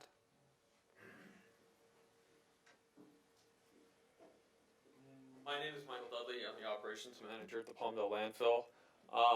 Anthony Stubbs would be able to answer any of the questions. I'm just here for field operations questions. Anthony? Yeah. Can everybody hear me? Yes, sir. Okay, thank you. So yeah, this is just a small part. I mean, taking a few steps back, this is a private transaction from Waste Management. so that they can access the tax exempt market. It has nothing to do with the city. The city is merely providing an avenue for a public hearing, letting the public know that the waste management will at some point in the future try to access the tax exempt market. So the city's not a part of the financing. The resolutions clearly state the city has no legal, moral, or fiscal responsibility on the project or the financing. As far as the project goes, it's a large project, a $350 million plus project. The city of Palmdale is $25 million. Within the resolution, part of the financing that we're doing today is to go through, retrofit, and clean up the landfill. So kind of great timing on the questions. That's what we're raising the $25 million for, so that we can retrofit, outfit, and clean up the landfill, make it more presentable. Thank you, sir. Excellent response. Okay, and one more question. I know the total amount is $355 million. Do you guys have to go through, because this is through a lot of different cities, do you guys have to have this hearing through every city that you're doing this for, or is it just ours? No, we've already done the others were all done through counties because they're an unincorporated area. So we've already finished up the TAPR hearings on the other 4 locations, and this is the last one. Okay, that was it. Thank you very much. Any other council members have any questions, comments, or motion? I have a motion by Mr. Loa to approve. A second it. I have a second by Mr. Carrillo. City Clerk? Mayor Pro Tem Loa, Council Members Carrillo, Yes. Bishop, Yes. and Bettencourt, Yes?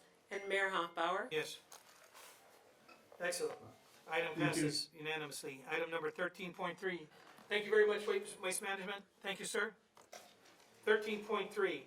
This is a public hearing and review of ordinance number 1592 for introduction and adoption. I have Mr. Garabay. Sir. Good evening, Mayor and Council. Tonight, we are introducing ordinance number 1592, amending section 5.04.670 of chapter 5.04 of Title 5 of the Palmdale Municipal Code banning flavored tobacco products. This ordinance simply amends 2 sections of the existing municipal code in regards to this section. The first is the delayed implementation of the tobacco ban based on conversations had with some of the local businesses to provide additional time to sell existing inventory. The second amendment is just adding language to coincide with the current statewide referendum for SB 793 to make sure that there's some flexibility there depending on how the voters feel in November. So if you have any questions, I'd be happy to ask, and I know our city attorney was also involved in that. So we passed this thing in December 2019. We gave them some additional time. What are we being asked to extend this to now? So the implementation would be take effect January 2nd of 2023. That gives enough time for the election. They're ordering more stuff. This isn't sitting in their back room.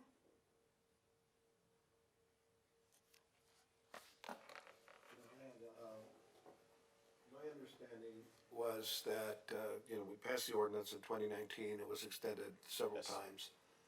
I don't know how many children have actually accessed flavored tobacco products during that period of time. I don't think anybody's given us any statistics on that. But the whole idea was to try to protect our public. And so there were opportunities given to the vendors to clear their shelves of these products that they had already invested in. Several times, right? Then we were told that we needed to suspend it because there was a referendum. And this was in February. And so after some discussion, there was no vote on the resolution. So the effect of that was that our ordinance went into effect. I don't know whether our city has enforced it, whether they've inspected the facilities where these products are sold. I don't know what we've done, right? And so now we get this, as I understand it from the city attorney, this expands the definition of what products are not going to be permitted by the city of Palmdale to be sold. And that's my understanding. I didn't think that it was going to be some kind of suspension, again, taking it effect into January. Because we already have an ordinance in place, right? That is correct, and I think our Right. city attorney can. Okay, so, That is correct. So this ordinance, if adopted, it would expand the definition of, it would change the definition. So currently, your existing ordinance says that if you're using electronic cigarettes, that you cannot legally sell the merchandise relating to flavored electronic cigarettes. Well, this would say, no, it's not just for electronic cigarettes, it's for all flavored tobacco. I think we tried to get too specific and all of a sudden we backed ourselves into a corner. So, okay. so my understanding is that our ordinance remains in place, right, the current ordinance, and then this ordinance, if adopted, expands the definition to be more inclusive of products that should not be sold to the public, and in particular to the youth. Is my So understanding. if we were to adopt this with, and remove the change to the effective date, that doesn't change anything effectively, does it? So it could, because currently, under our existing ordinance, we don't currently prohibit flavored, other flavored tobacco. So if you have a menthol cigarette, for example, that's not currently prohibited under our ordinance.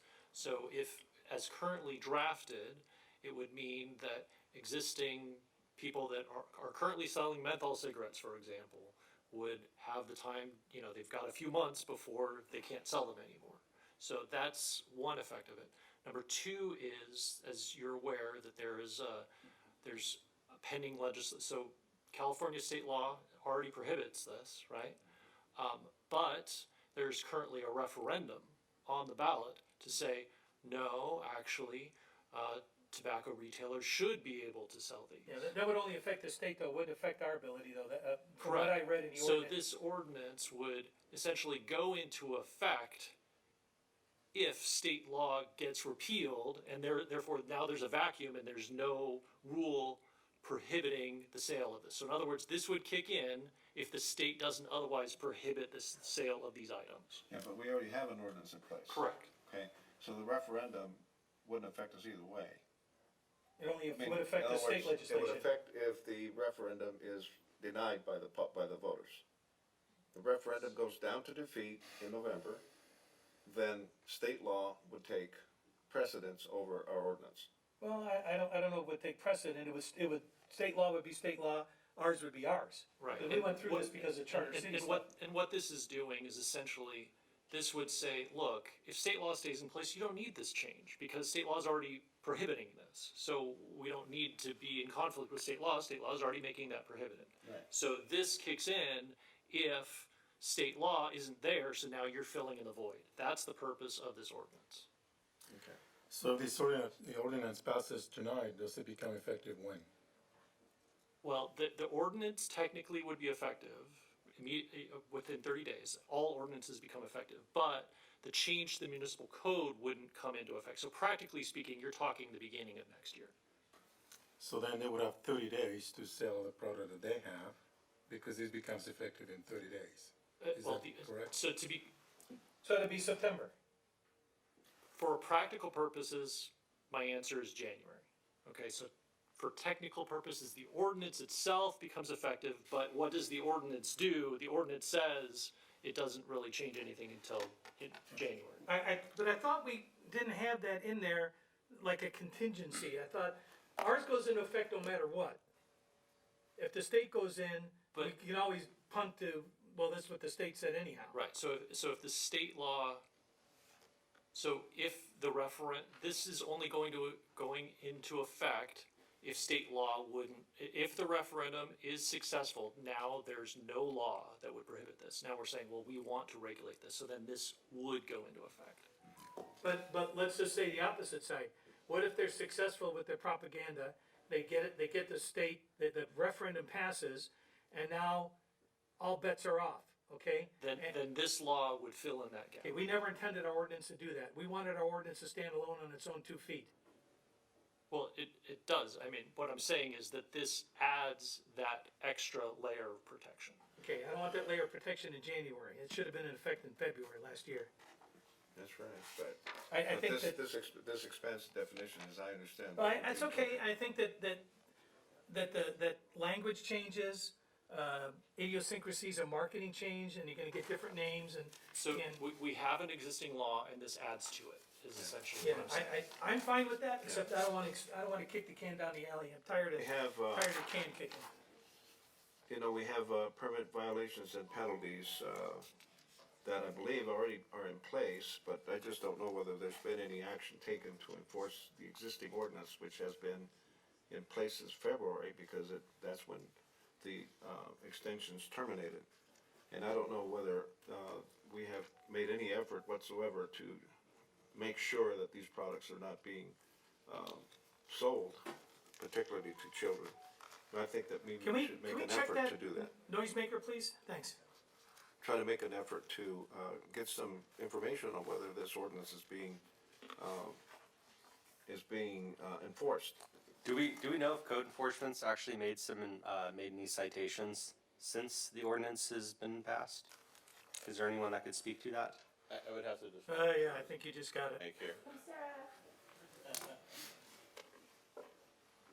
Or have we been reminding guys that they gotta clear this off? Mayor, council, code enforcement has conducted routine tobacco inspections. We check for a variety of things while we're doing that inspection. If they have the proper signage, if they have the proper age of the merchant selling, if they're checking ID. We do check to make sure they're not selling single sale cigarettes. We have not done an exclusive flavored vape sale inspection. So you haven't inspected for the products that the ordinance says we shouldn't have available to be sold. I get we're trying not to be heavy-handed, I get it. Council, if I may, this is Rhonda. We have not made an articulated effort to enforce the existing ordinance that was upheld in February. What's before you tonight, and I think everybody's clear on this, but just so I may be as well, is there was a loophole in what was passed in February it did not include flavored tobacco specifically. Okay. So we brought this back before you to include that. And then, as was originally also suggested in February, we pushed to the date of the post-referendum to really start with compliance efforts at that point in time based on what the state said. Would it be our effort? Would it be their effort? Ours basically mirrors what the state's doing, but should the states not continue, then we fall back to ours. We don't need both in the event that the states is upheld. So that was the direction that we saw it going forward. Well, in February, I watched the hearing so that I could remember what was discussed. And the proposal was to extend the suspension of, in other words, the suspension of our ordinance. And what happened was that there was no vote taken. There was no motion and there was no vote. So there wasn't any direction not to enforce this. And if we have these ordinances in place, it's because we're trying to protect children. And they should be enforced, and our code enforcement people should be doing it. I don't mean to be scolding or anything, but, children's lives are affected by these products. And we took action, and we've discussed this several times already. So, I disagree with Ms. Perez. There was no direction at that time, other than the ordinance came into effect. So based on that, do we want to make a motion to approve the change with, approve the recommended changes with the provision that the enforcement becomes effective upon the publication of the ordinance in 30 days? Well, I don't want any confusion, because we have an ordinance in place now that can be enforced, Right. right?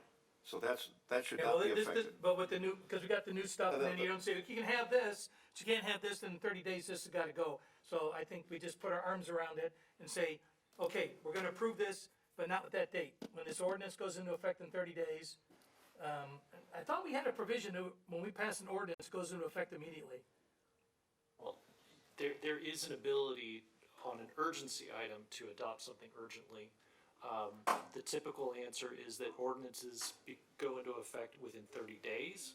So you do have the option to amend section 5 of the ordinance to indicate that the changes in the municipal code, so currently it says the changes to the municipal code caused by this ordinance shall take effect on January 2nd. You could change that to be within 30 days. Okay, I will make that motion. Well, hold on, I mean, I think we should wait until the voter decides in November. I mean, this is an issue. I've been against this from day one, knowing that this is gonna be coming on the ballot for the voters to decide, and I think the city's just kinda getting in the middle of it, and as much as I agree with that smoking's bad and it's obviously not healthy, we've all seen the campaigns out there and whatnot, but it's something I don't think the city should be getting in the middle of, especially when it's going before the voter on a ballot. Now, the Tersucket Beck is on the ballot. Ours isn't on there. Well, I got a motion. Anybody want to second it? So it's to take effect immediately. In other words, if we adopt this, then it's to take effect. Take effect. It would take effect within 30 days, so we would swap out the word January 2nd, 2023. Because we've been doing this for a section long 3, time, and it's none of this is a and replace surprise. it for 30, it would be on the 31st day. And you know what? If the retailers think that this is not appropriate, they have the ability to put that referendum on as well. So, I mean, you know. Okay, I've got a motion. Is there a second, or is this gonna just die for I'll lack? second. Okay, I have a motion, a second by Mr. Loa. We already did that. Did we do that? Okay. Mayor, I believe we need to do public comment. Right, I got that about 12 times just now. Oh, sorry. Should have done that. All right, Mayor, can we introduce the ordinance first? I thought they read that. We read it, but we didn't introduce it, so we have to introduce it. City attorney, wanna read that? Well, we can hear public comment at this point. When we vote on the action, then we can introduce it. All right, I'll withdraw the motion at this time. We'll take public comment. City clerk? We have Randy Harara. Okay.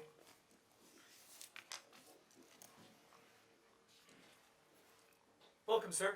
Good afternoon, Mayor and council members. How you guys doing? Hope everyone's well. So in 2021, City of Palmdale was awarded with being the most business-friendly city in California. How?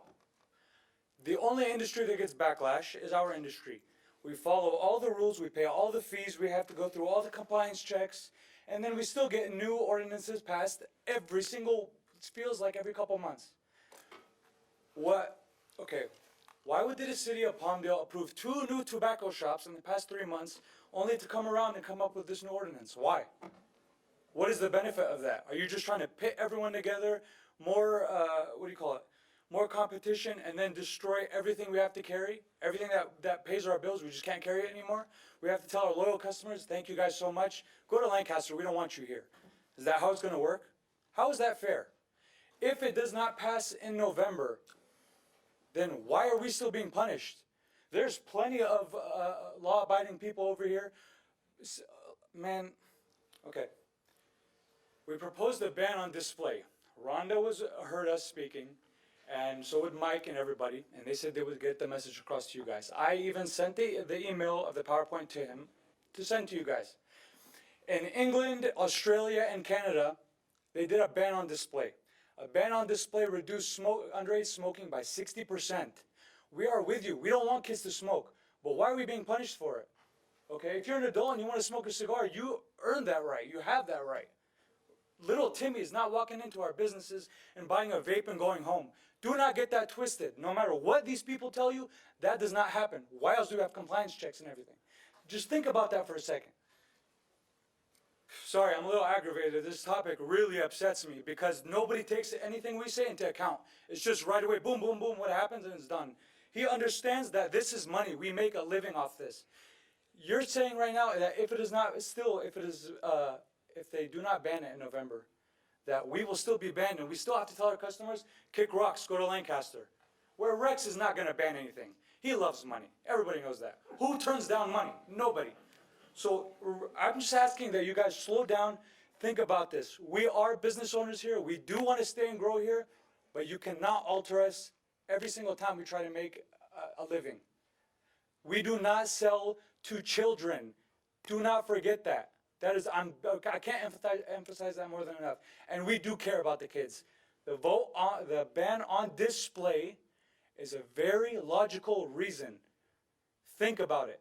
Thank you very much. Thank you. All right, so, yeah, another speaker. So just so you know, I think where the aggravation comes in is, and I understand, because it's been going on for 3 years. It hasn't been like every month, but we kept kicking the can down the alley, and what are we gonna do? We either do it or we're not gonna do it. So I understand. I get it, I get it. I get it, I get it. I get it. Next speaker? George Husby? Sir. Come on up.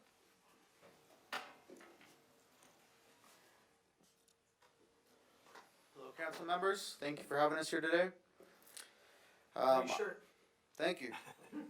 I'm looking up on that sign, incorporated August 24th, 1962. That's coming up on 60 years in a couple weeks.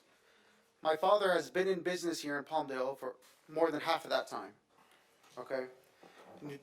I understand this, you guys have been talking about this for a couple of years now. This is the first I'm hearing about it. I worked for my father on his store. I've never heard of any of these ordinances. No one's ever come to talk about these flavor vape bans or anything. So maybe you guys have had these talks here and you are ready to pass a motion on it. I've never got to say anything about it yet. Okay.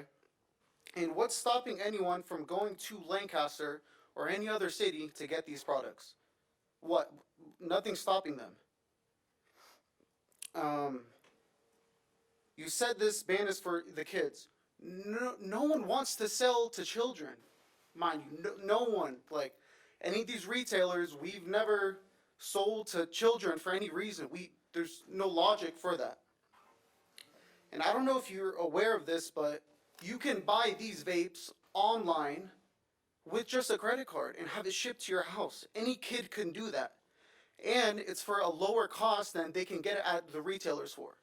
So what you're going to do if you ban this, you're encouraging kids to start buying these products online, and only the business owners get hurt for it.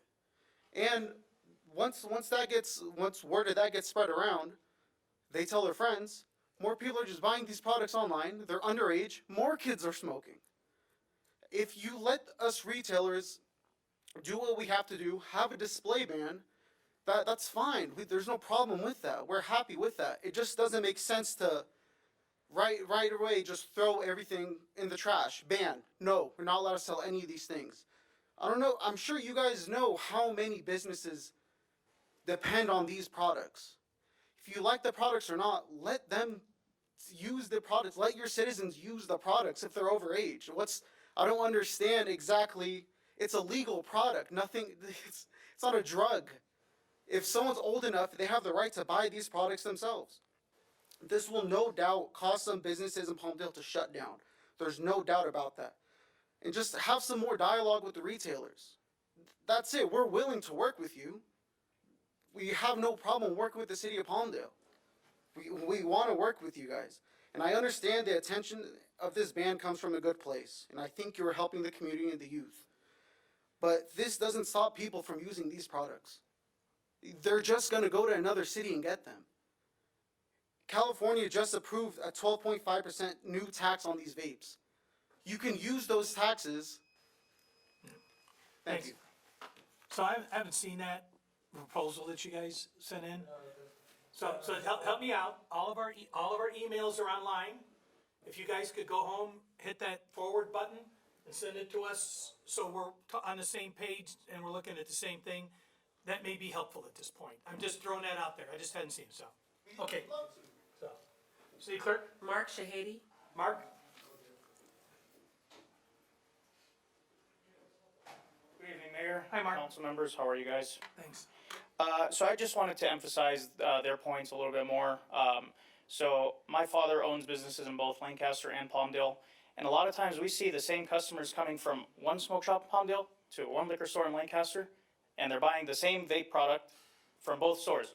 So as you know, the previous gentleman before me stated, you know, there's a half a mile difference between the two cities. It's not like, you know, this ban is gonna discourage people from smoking.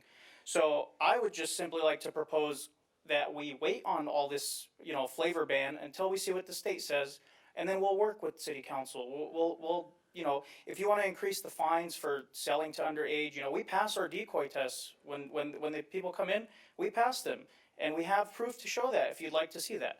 So if you want to ramp up the decoy tests, ramp up the violations, ramp up the fines, suspensions, we're okay with that. We're also willing to work on displays, certain number of people in the store, etc. Like, we'll do anything in order for us to be able to survive, because there's businesses out there with 5 and 10 year leases that are just, they're gonna get screwed big time with this, major ban. So that's all I had to say.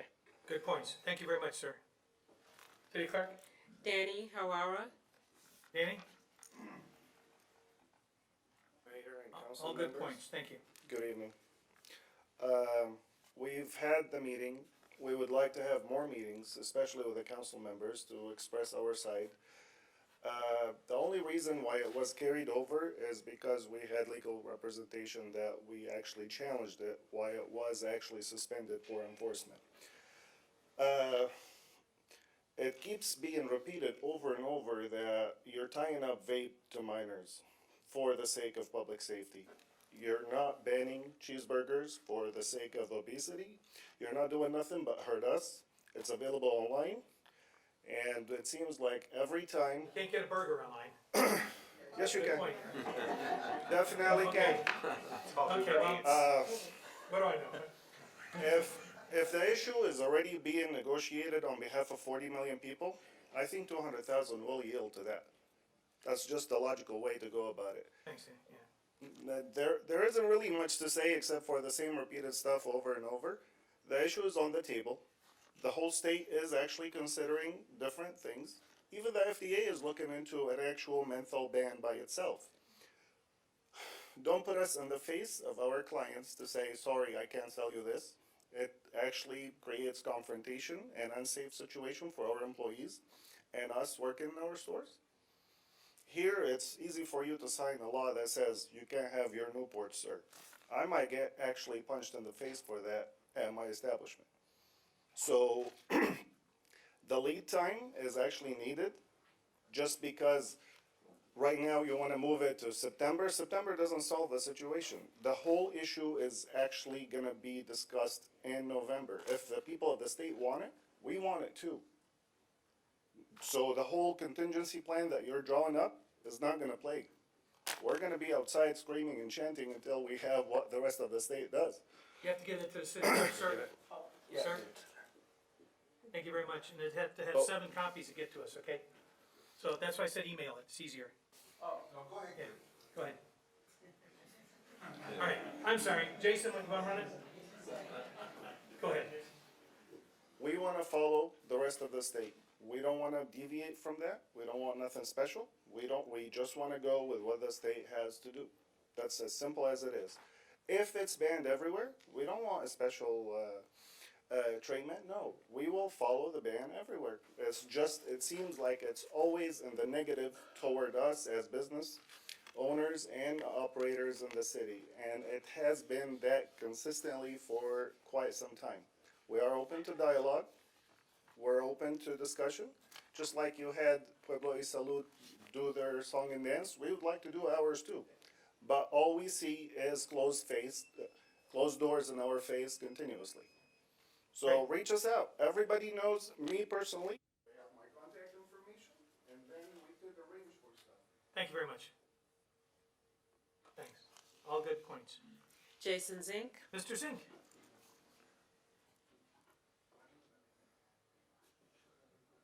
You can see why they're concerned, because this is about their livelihood and providing for their families and their kids to send to college and, all the dreams that we all have.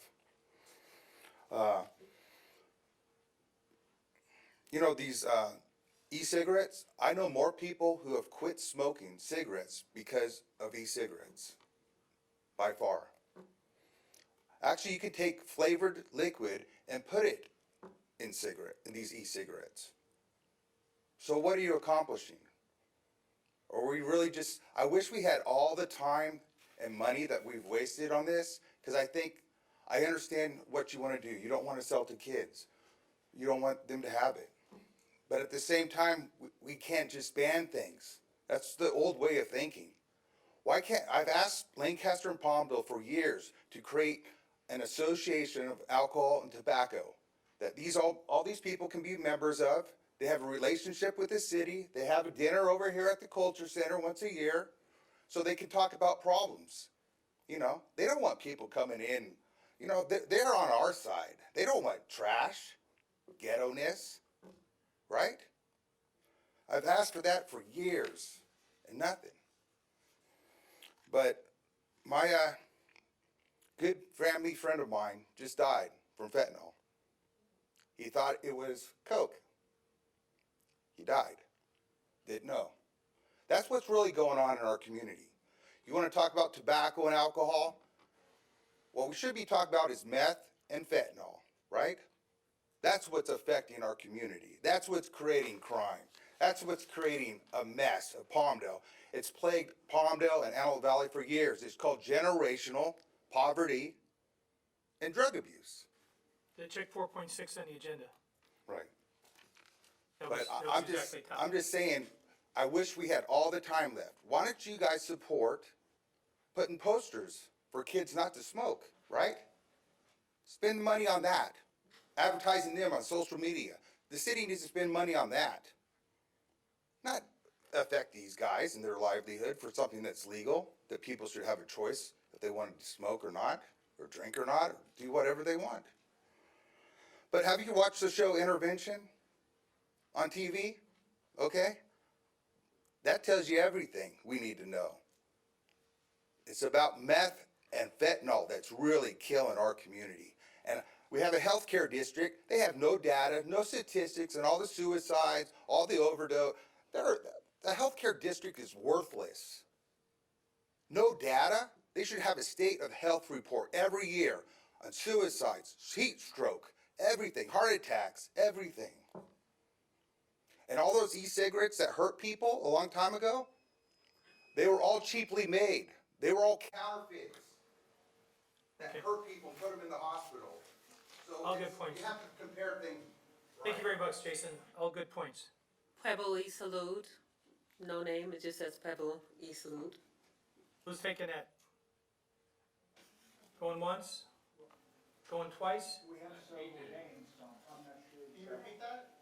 Pueblo y Salud. So we got one ticket. Who's coming up? So we have two, and then we have one that says Sandy Logan after it. So we have two that have no name, Pueblo y Salud, and one that has Sandy Logan after Hey, it. could you state your name for the record so we have it, please? Nancy? Natty. Natty. Okay, go ahead, Natty. Thank you. Okay, so good evening. My name is Nati Jacobo. I am a representative from Public Salud, and I am also a resident from Palmdale. So a cigar is a roll of tobacco wrapped in leaf or in a substance that contains tobacco. They vary in size from smaller cigars such as little filter cigars or cigarrillos to large ones such as large so-called premium cigars characterizing flavors in cigars such as strawberry, grape, cocoa, and fruit punch.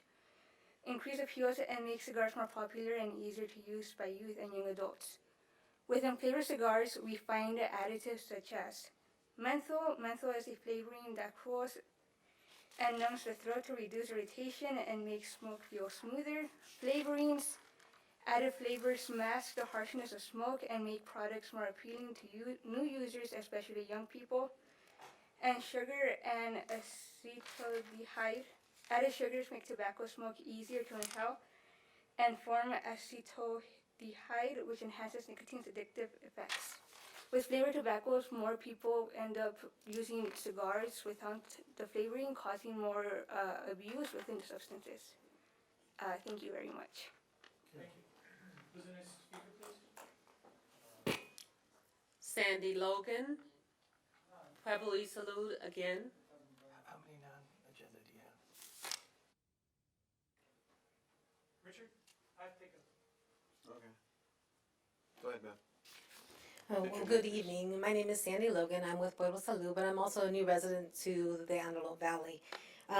A couple different things. One, I applaud you guys for taking this opportunity to pass an ordinance to protect our community here, from youth to adults. If you look at nicotine, chemicals are harmful to the developing brain and may risk into introducing more drug addiction, because we know that nicotine is still a drug and it's very addictive. We've seen that since the beginning of time, right, on tobacco.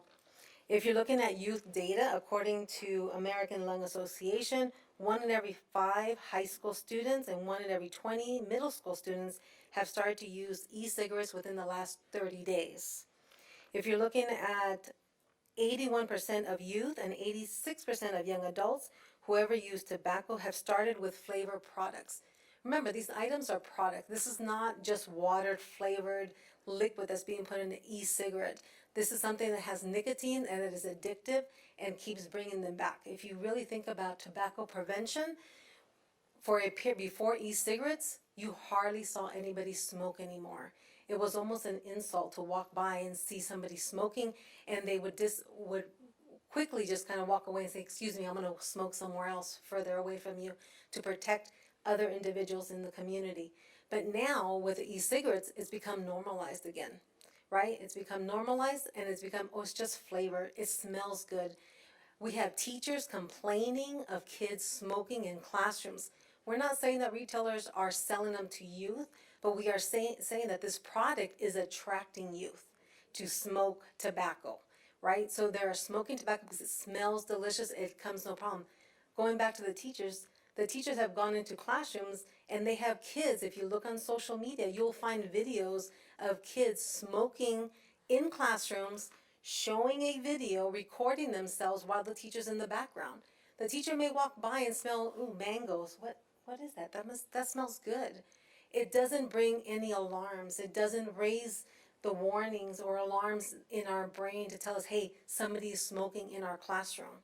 So removing flavor bans in this community will help continue to protect the community from the harm of flavored tobacco. So again, thank you so very much. Anybody else? One more for Pueblo y Salud. Yes, one more.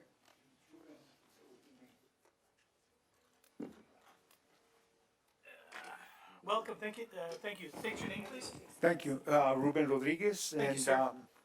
also I'm Executive Director of Pueblo y Salud out of our San Fernando office, and we're just here, to speak in favor of the changes or the additions that have to be included to the ordinance. And I just want to point out that I understand there's a business interest, as there's a business interest in alcohol and marijuana. I mean, that's, other things that move the economy in the community.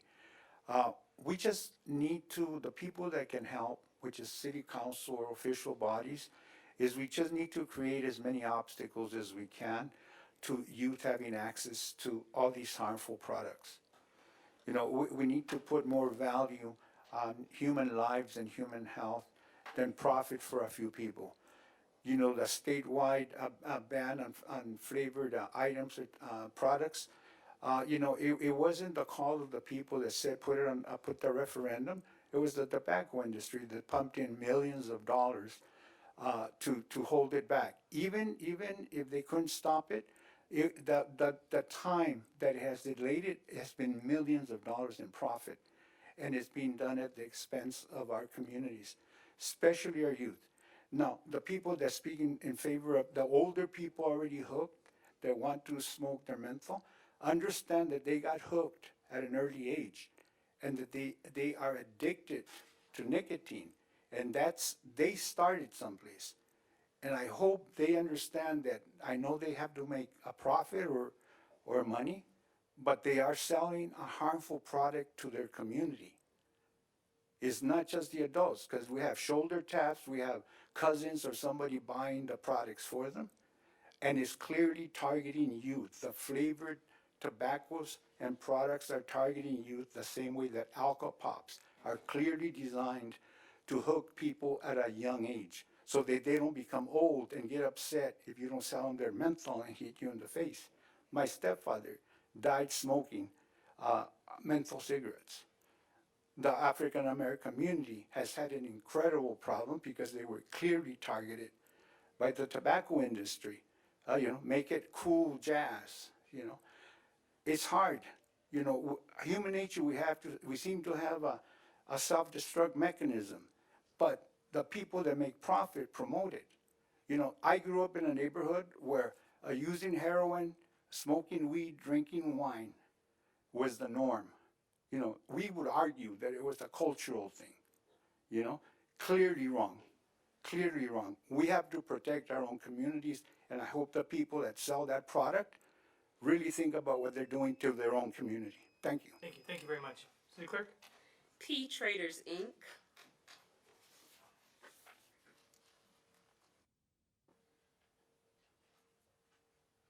Now, that's a good shirt, sir. Hello, respected mayor and all the respected councilmen and city staff. We honor, we respect all those things what you're thinking about it, but please make the straw long for the kids so that, first of all, nobody wants to sell it to kids.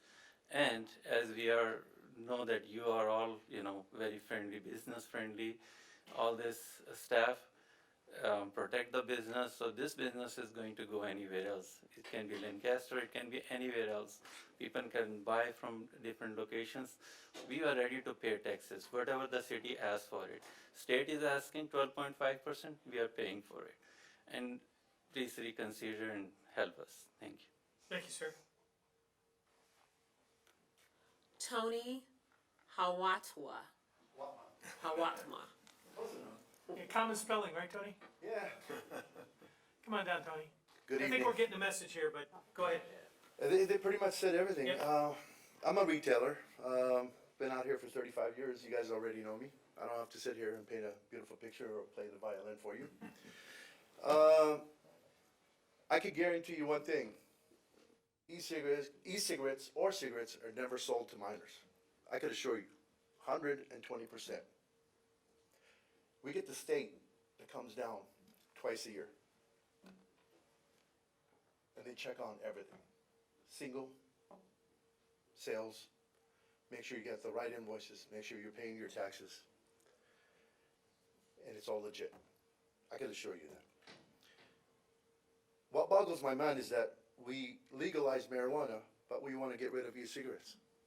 Really? Does that make sense, folks? It doesn't. We legalize marijuana, but we want to get rid of e-cigarettes. Now, e-cigarettes, by the way, when the ordinance was passed back in February, I believe some of you guys did not know what e-cigarettes are. So I think we should educate ourselves as to what they are. They have stopped so many people from smoking cigarettes, which is the real tobacco. It helped a lot of people.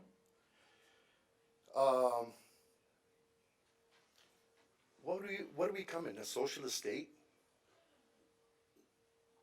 This is capitalism, for God's sake. We have responsibilities. We are responsible retailers. I am one of them. And you guys know my track record.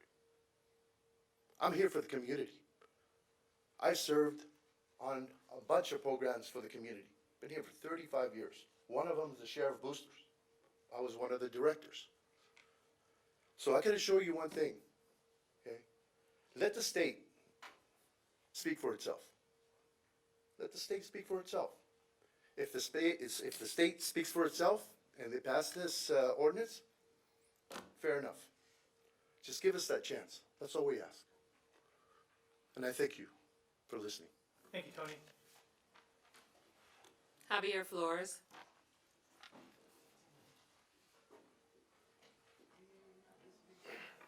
Javier Flores representing 80 LULAC. Let me start by saying that the last time I got up here, I spoke about, actually I wasn't confronting you, I was talking to the Planning Commission about a week ago. And at that meeting, I told them how difficult it was to go up and speak and go counter the interests of individual business people. How it was the hardest thing that we've had to do since we've been at it, okay, 30 years plus. That's not easy. It's not something we relish that we like. We don't. But we have to understand, the business people need to understand who they're working for, what product they're selling, what corporations are selling to them so that they can sell to us. Now, fortunately, we all know about the tobacco companies and how immoral they've been. We went and took them through legal battles and found out all the lies that they were telling about nicotine and how it was impacting people. They were trying to put out reports that claimed nicotine to be actually healthy for you. You know, and because of those lies, we found out just how sinister these corporations are and how little they're concerned about our health. Here in the Antelope Valley, since the year 2000, the health department has been admonishing us, been telling us, take a look at your tobacco consumption rates. They're the highest in the state. Take a look at them. Take a look at your alcohol consumption rates. They're causing major health problems. So we're dying at a rate much higher than the county norm, much higher. Dr. Tussaud in 2011 claimed it was 45% higher than the county norm, and 14 diseases that we're dying from are all tobacco and alcohol related. You know, emphysema, you know, cancer of the lungs, hypertension, these kinds of things.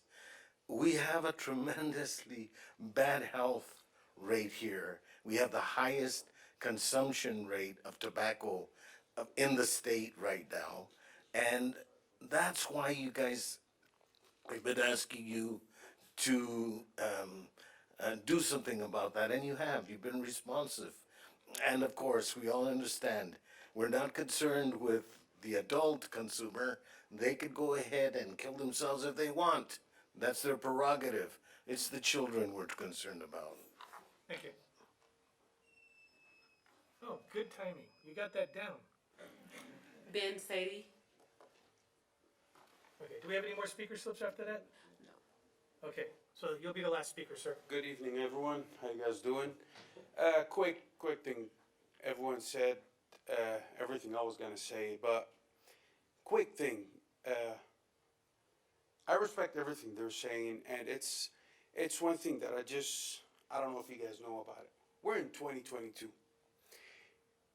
This things back in 19 something, whatever, when people start smoking is one thing, and now, like everyone said, if you ban flavored tobacco and e-cigarette in Palmdale, it takes one click on the computer. Are you 21? Yes. You can continue with the order. Order comes over here. Or it could take $5 worth of thing to go to Lancaster, get a box, so I will save myself going and coming. So that way, people are smoking more. Since I have a box, I can take it and smoke all the time. So you guys targeting the small business. We're the small business owner. The state targeting the big manufacturer. So let the state do it. Let target the big ones. If you ban us, are they closing? Are they shutting down? Are they taking it out? No. They're gonna sell the same amount they used to sell, for example, for Palmdale, they're gonna sell it double to Lancaster. Because now Palmdale people going to Lancaster. Us, we get operation from the state, like Mr. Tony said, twice a year. And from the city of Palmdale as well. I clarified that, so. None of bring that up. us got a citation to sell to minor.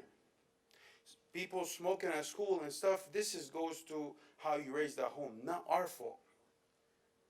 This is, anyone can send, okay, you can go online, buy it, we're done, over with. Oh, who's hurt right now?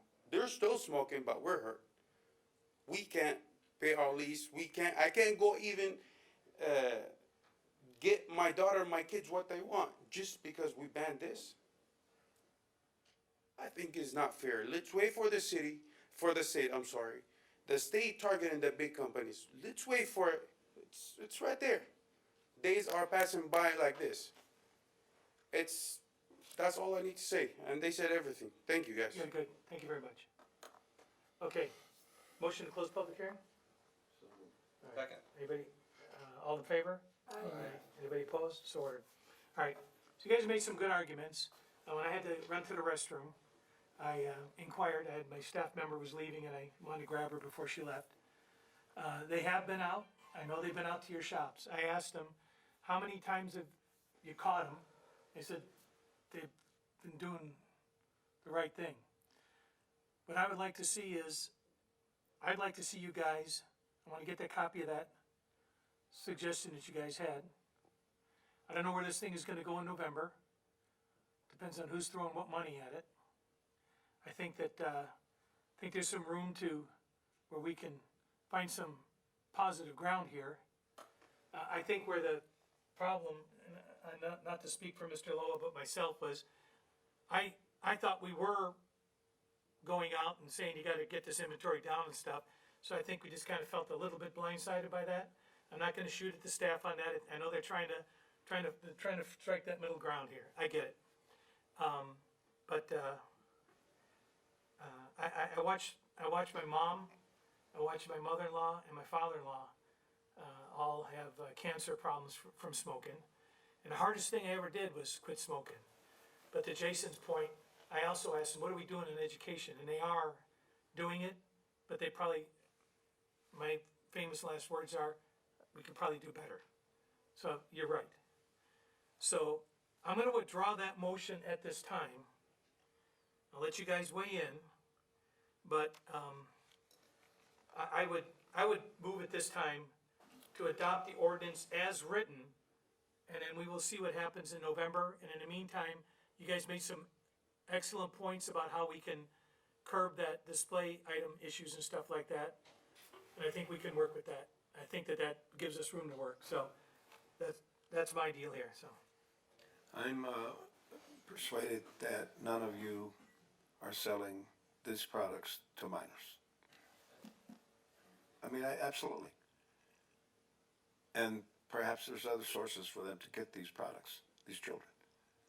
But they're getting them.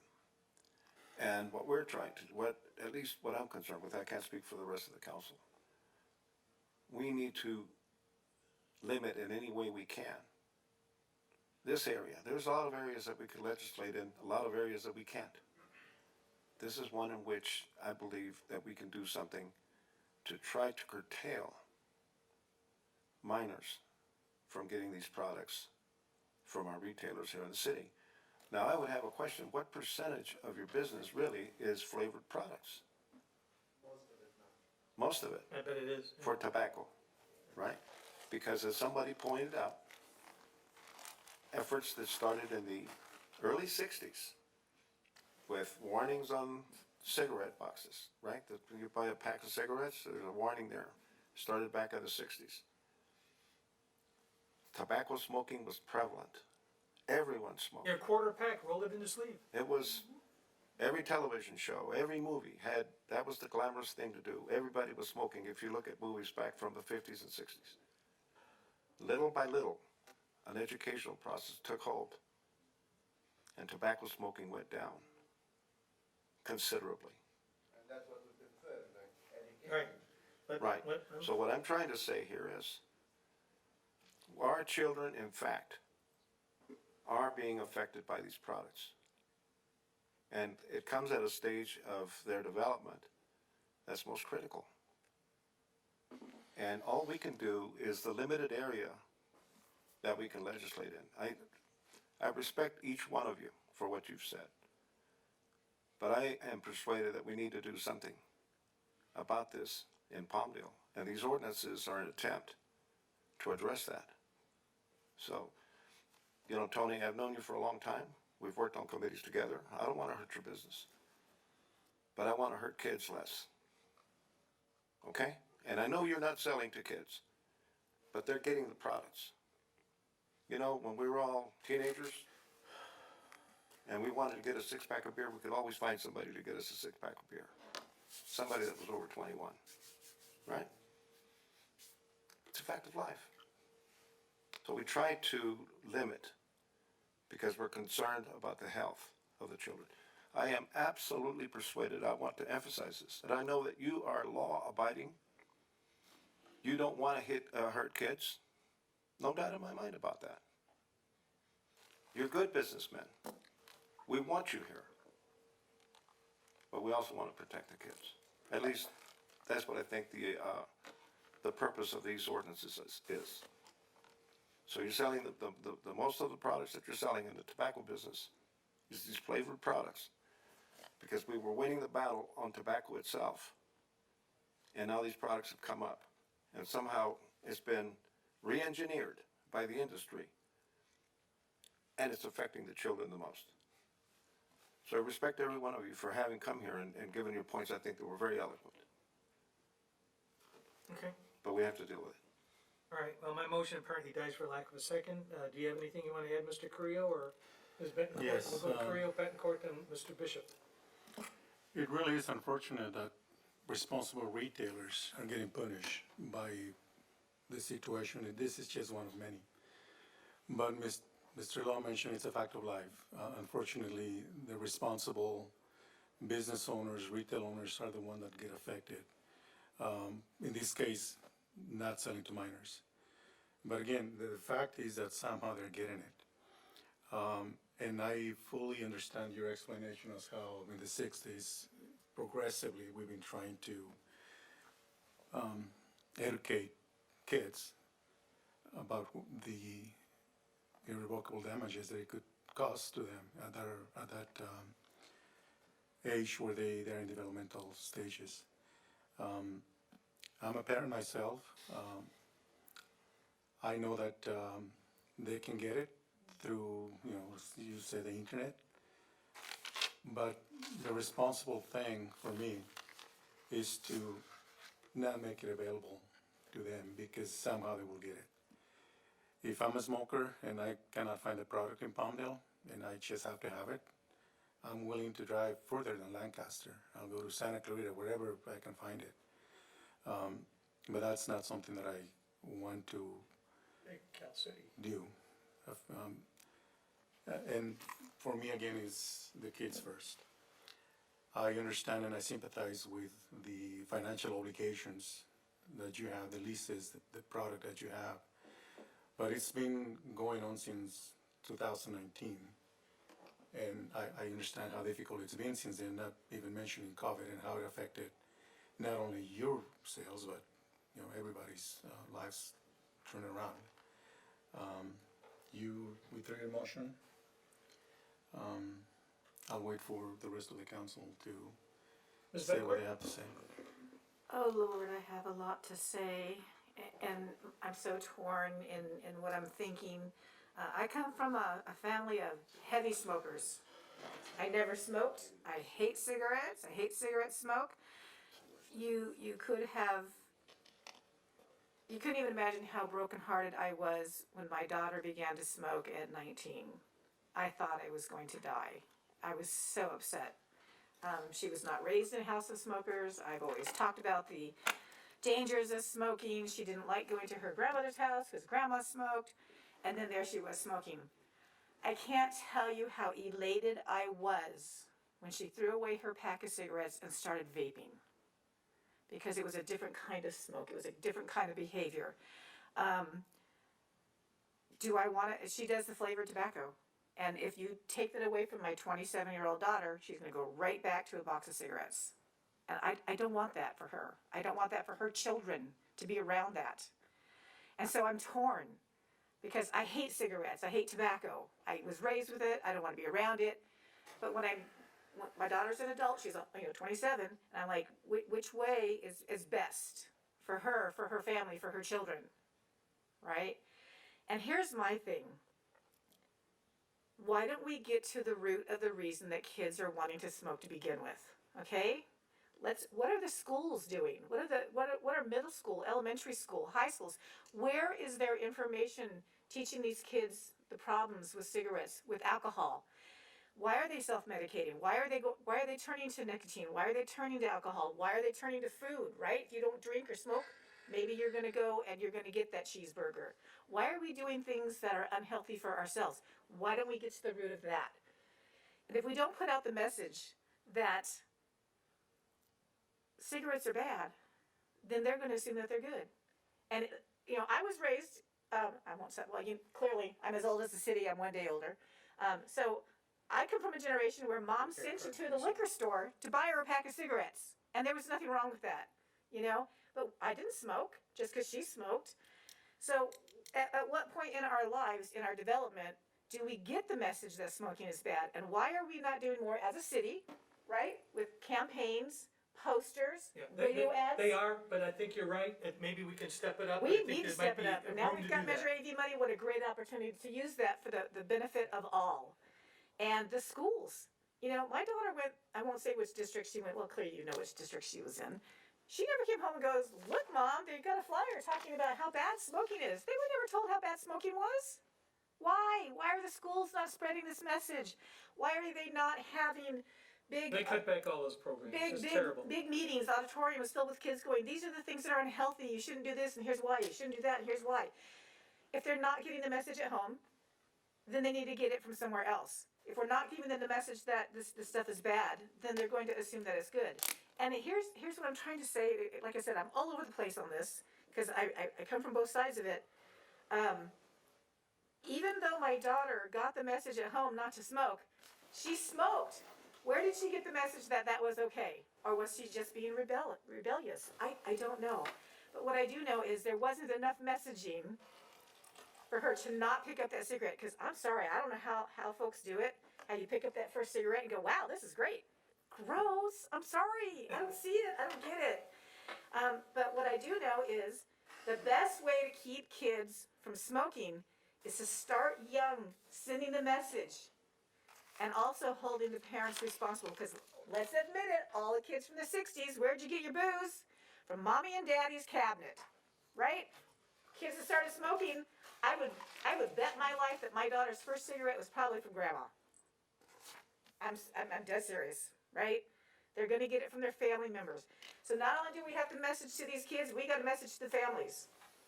So I don't want to hurt people's businesses. I don't want my daughter to pick up another pack of cigarettes because we banned flavored vaping. So I say leave things alone until the state decides what they want to do.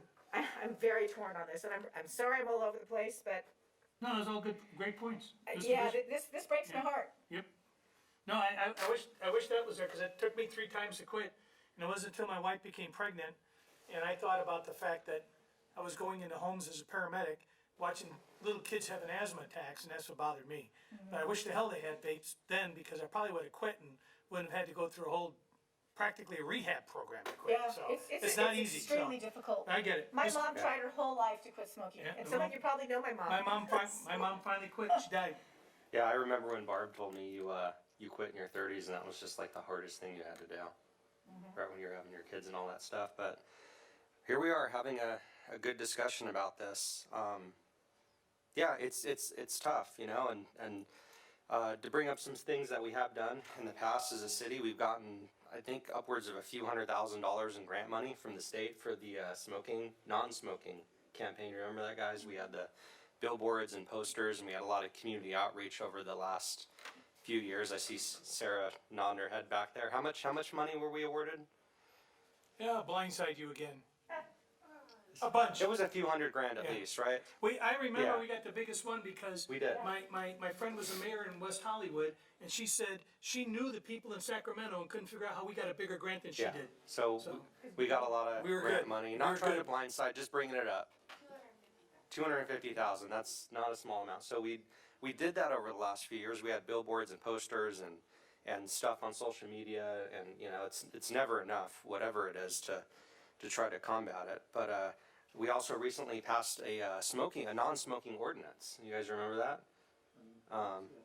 We passed a non-smoking ordinance that doesn't allow smoking in any city facilities, parks, etc., stuff like that. So the council's been pretty proactive on the non-smoking forefront. But yeah, this has been a tough one. From day one, I've been taking the stance of just letting the state decide, knowing that this is around the corner. I'm not personally in favor of smoking. I know a lot of people aren't. Most smokers I know are trying to quit. One of my close and personal friends of many years trying to quit. He's making the transition slowly to vaping, but he's a menthol guy, and we're all crossing our fingers one day that he's gonna quit because we know where that's gonna lead. But, you know, in my opinion, I think if you ban something, it doesn't stop it. If anything, it just creates a black market. Like everyone's saying, they're gonna go to another city or another location and buy more of it and possibly even sell it to people they know in the city for a markup. Hey, you don't have to drive over there now. You can just. Especially the price of gas. Yeah, with the price, you Can just, you just get guys- it from my garage. Can you guys do what Mr. Bishop is talking about here and what you brought up and work with our neighboring city, the retailers in that facility, so we have something consistent in the area as far as enforcement and good retail practices?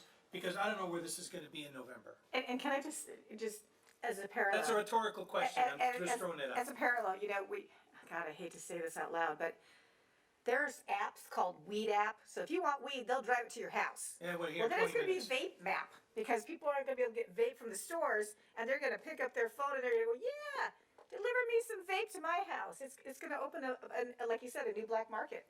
I mean, people want this stuff. They're going to get it. We've got to start stopping the reason that people start smoking in the first place. That's where it begins. I remember when I was in school, we had something called the DARE campaign. Yeah? And that's when the officer comes to the classroom and. We took that over from the sheriff's department. The sheriff's is called SANE.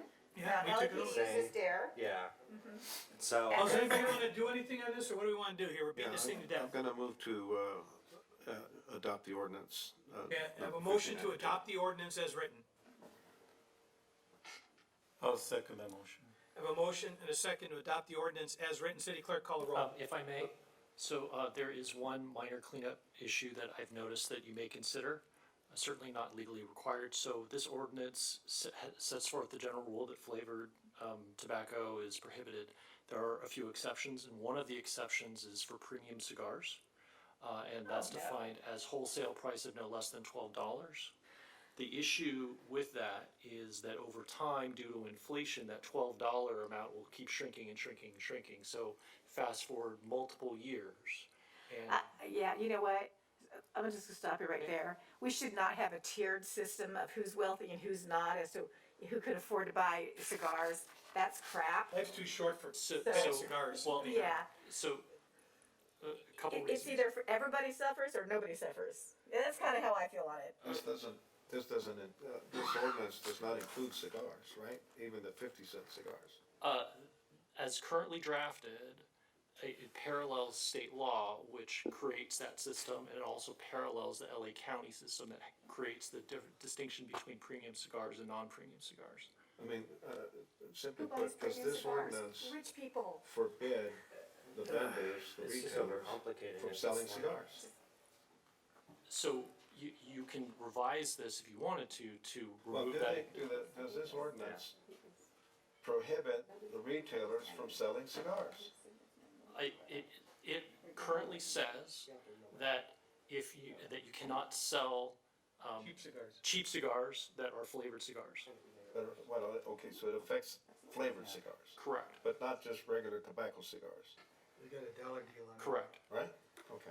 All right, City Clerk, can you call the roll, please? Can I get some clarification before I vote on this? So are we holding off to see what the state says? Well, that will depend on the way this vote goes. So what is the motion on the table? I don't know. Motion is to adopt the ordinance as written. Correct. Mayor Pro Tem Loa, Yes. Council Members Carrillo, Yes. Bishop, No? Betancourt, No? Mayor Hoffbauer. No. All right, I would encourage you guys to go back, talk to you guys in Lancaster, talk to the council in Lancaster. We can't get any more dialogue about this, but there's some work that needs to be done on both sides here. I think we can find the right spot, and let's see what happens, I think, in November, so. All right, our next item up is, thank you, gentlemen, thank you, ladies. That was.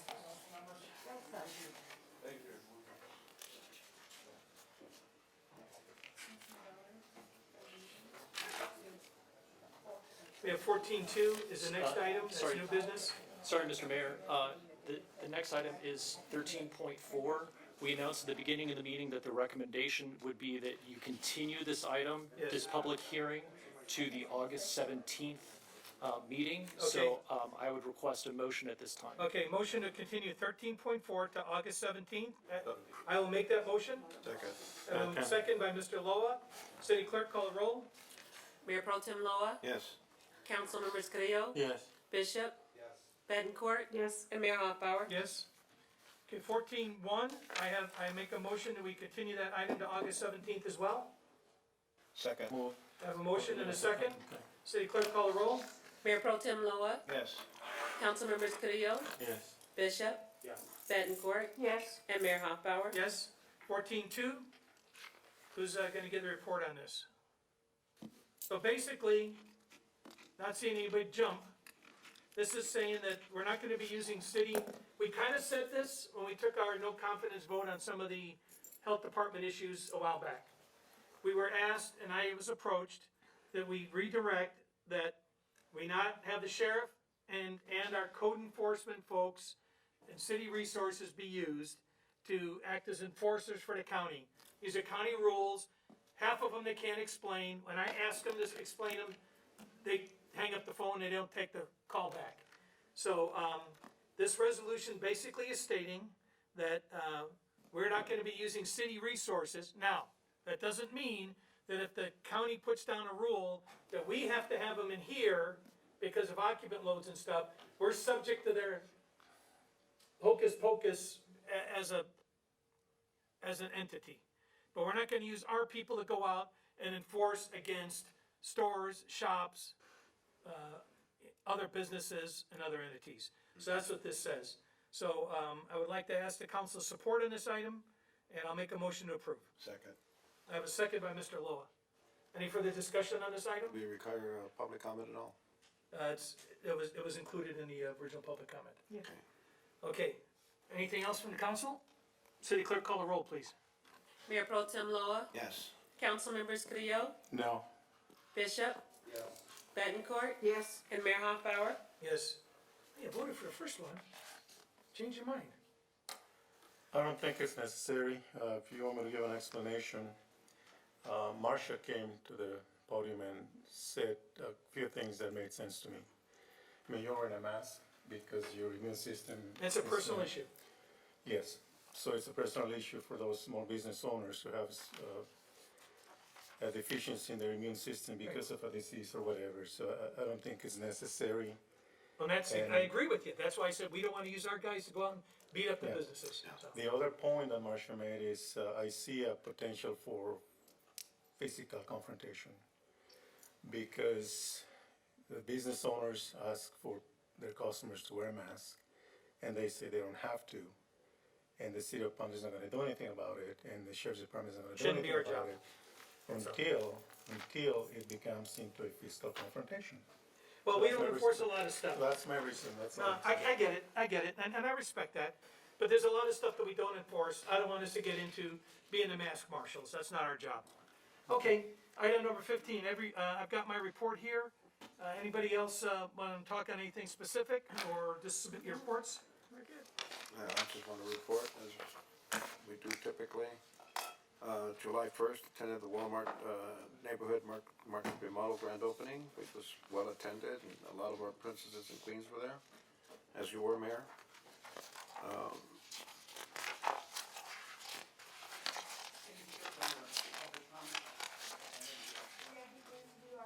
I think that's coming up here. Public comment is forthcoming. It's coming up. All right, can we Did we make that? skip that? Public comment is number 18. Yes, okay, And yep. 15. It's coming up. This is Okay, can I continue here? Go ahead. On the same day that we hold the meetings, we have the Spanish radio that you and I do, and we Yo inform hablo the español un public. poquito. Hablamos español de los programas de la ciudad. Transportation Committee of SCAG, that was held on July 7th by Zoom.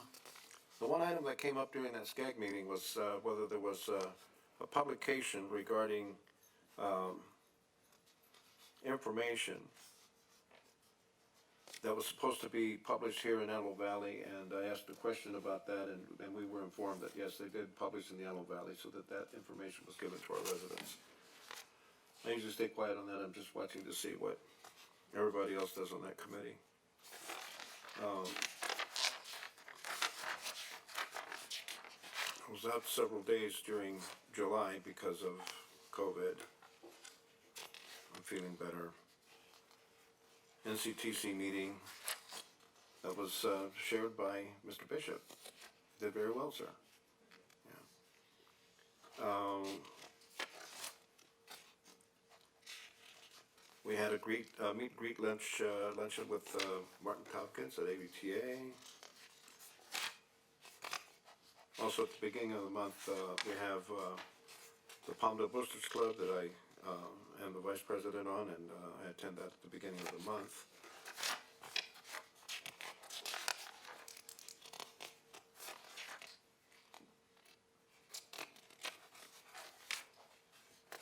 And let's see.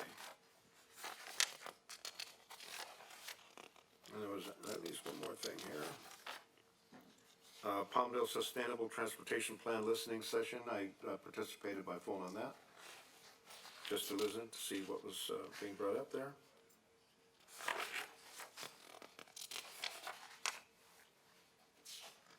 And we both went to the AV Edge installation dinner last week. Yeah, several of us did. So that was an installation of Miss Kathy. Yes. And she's the new president. And so we attended that as well. And on Saturday night, we had an event at the fair called Amigos de la Feria Festival. It was very well attended, and I want to thank the city for helping sponsor that. The purpose of that is going to be to build a community center at the fairgrounds. And whatever money is raised by our committee, which is Amigos de la Feria, will be matched by the AV Fair, and they will donate the land so that we could do that. And but it was very well attended, and we did receive support from the city. That's my report. Thanks, sir. So I was out the last week or so, but just a couple of things I want to point out to everybody. It is unfortunate that the preponderance of the no votes on the mosquito abatement district were the commercial establishments that caused the assessment district to fail. I don't know if the mosquito district is going to be able to survive out here. We have some deadly mosquitoes, ladies and gentlemen, and we have a large retail establishment, a large commercial operator, and one of our major retail establishments that have one of the largest infestations of deadly mosquitoes in a green pond that we've ever seen, and thousands of people could have been affected because they walked through there. And if any of you have got mosquito bites or are sick, call me, I'll tell you, because they probably need to. When I called their leaser, I got an attitude from them. So I have no patience for that. And especially when you vote it down and say, I've got staff to handle that, and you don't. That's BS. So I want to let you know that as a mosquito abatement district board member, that they are one of the most efficient operations of any governmental agency that you'll ever see. They are literally going and getting parts off of wrecked trucks at the pickup part to fix them, to keep the trucks running. The price of chemicals has doubled and tripled, and their work is getting more and more and more. And I've asked them to look at cost recovery, especially for the commercial establishments. They have the ability to deal with this and have groundskeepers, because the average guy doesn't know that a tire in the yard's probably got mosquitoes in it. So Well, I think that's part of the problem. You're right. The average guy doesn't know, and that's probably why. they have so much social media out there. I don't know. I don't know how you say that. Well, I never saw a thing about the mosquito Oh, abatement. they're doing a ton of it. First And of all, they're at every I single don't have city event. social media, number one. Number two, people say we live in the high desert. They really truly believe, especially with the water crisis, that there's no standing water. People truly believe There's that. a lot of standing water. But the message that you're sending right now should have been given before people did Okay, the vote. so you're wrong, it has gone out, you just haven't No, seen it, I don't know what to say. I understand what you're saying. I wish that message had been from the Been in dais. the paper, social media, at every single event, I'm there's not people that, criticizing you, sir. I'm just saying that this is probably I don't know people what hearing else we this can do. for the first time. I don't know what else, I brought it up at the meetings, to keep an eye on your mosquito stuff. So anyways, I thought y'all need I to know wasn't that. arguing with you. Watch the standing water, it doesn't take much, little bugs in there, but it's gonna be a problem because the district doesn't have a lot of money. We need, I want the city to take a look at, I know Lancaster's gonna ask their staff to look at trying to augment it. It's not a lot of money they're asking for, we're gonna ask the county to help a little bit. But if the agency folds because it can't continue, and then we're gonna end up with some serious outbreaks, it'll be a public health crisis. So keep it Mayor? aware, and let's see if we can look at that, look at the budget and see if there's some room, and talk to our counterparts in Lancaster, cause I know that the reps from Lancaster and the county are talking to them as well. So not Mayor, getting if a I high may, horse this here, is but people Rhonda. get sick. People get sick. Can you hear me? Oh, no, I agree. Yes. I was not arguing with you. Yeah. I'm just saying. I just wish there was more we could do for people that don't use. Yes, Mayor, Rhonda, at the yes. last yes, sir. At the last Measure AV meeting, they did take up an item to request $50,000 from the city of Palmdale and an additional $50,000 for the city of Lancaster to bridge their funding gap. And that's going back before Measure AV are here in the next couple of weeks. And as soon as they approve it, we will bring it to you to pay out of that fund right away. Thank for you, your and approval. thank you very much. I know that they were saying they were coming in. I wanted to make sure the council was aware of that and the public as well as our county representatives that need to pony up too, because it needs to be an equal playing field, because there's problems all over, so. Can you say where the infestation was? Yeah, I'll talk to you about it. Okay. It's not hard to figure out. I guess, Mayor, while we're on that topic, and Rhonda, while you're chiming in, here's my immediate concern. My heart just kind of stopped for a second here. So the public voted it down, but yet we're going to take Measure AV money to reactivate it. Doesn't it seem like a conflict? Well, the problem was, when you go back through it was two different kinds of votes. Okay. So the public voted in general, and it's all the voters out here that voted on the Measure AV. Public health and welfare was number one on the list, Right, right? right. Public safety, public Right, health but is number didn't we one. have a vote on specifically? But that other one was a Prop 218, which is the parcel owners. So the problem is when you have very large retail establishments Right, okay. with multiple tenants, without saying anybody in particular, all right? Okay.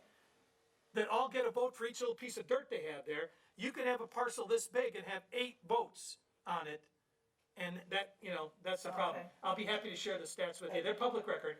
Okay. But anyways, all right. So gotta pay attention. And the other thing is, I'm on the liability trust fund board, and I got to compliment the sheriff. Captain, you're doing an outstanding job because I almost never hear Palmdale come up in those, except when you wreck a car. But you've been doing great on that, I tell you. And when you look at, can we put more cops on the street, but when you're paying over 11% more on top of your deputy for these extra resources, to add extra resources, but that 11% ends up going towards insurance instead. It's getting harder and harder and harder to get insurance, and these agencies drop you. You get one bad actor someplace, and then everybody gets paid, and we end up having to send people to England, literally, to convince them to get insurance. So I gotta hand it to you. You guys are doing an outstanding job, I was not the favorite guy in the room when I said, well, how about the cities that don't have the claims can pay less?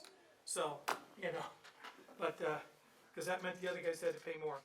Folks, there's a lot of stuff going on in the city. We're all at all these events on Thursdays and Fridays and Saturday nights. And National Night Out was an outstanding event. I missed it last week. If you missed it, there's another city nearby that's having another one tomorrow. You can go have your kids get sticky fingers all over the police cars and fire trucks. But my calendar is public record. Anybody who wants it, come up, get a copy of it anytime. So a lot of stuff going on, and I won't bore you to death with the rest of it. But I had to get on my soapbox because that's a public health issue. My little granddaughter came home with mosquito bites the other day, and I'm trying to figure out where she was at. So, anybody else? I know you've been a busy guy. Don't forget about the event at the Hilton. The Hilton. The state of the city. State of the city. Well, yeah, if you haven't seen it, there'll be a video and more to come. We left a lot out. Trust me, I've gotten a whole bunch of phone calls since then. What about this and that? I know Louise got a couple calls. you know, you try to get them all, and then all of a sudden it's like whack-a-mole. So, got a lot of good stuff happening, folks. So for me, some of the events have already been mentioned: National Night Out, Amigos de la Feria, the Palmdale Sustainable Transportation. I attended that yesterday, I think. City concerts, Smash Mouth. I think it was a good concert. ABH Credence is installation. coming. ABH installation. State of the City, I just mentioned, and NCTC. Those are my reports. Thank you. Nothing different. Okay, Austin, anything you wanna highlight? Yeah, I'll be brief. NCTC meeting, which I shared with Mr. Loa, was pretty good. I'll go over one item that we're really trying to dig down on, and that is finding the money to fix the 14 freeway.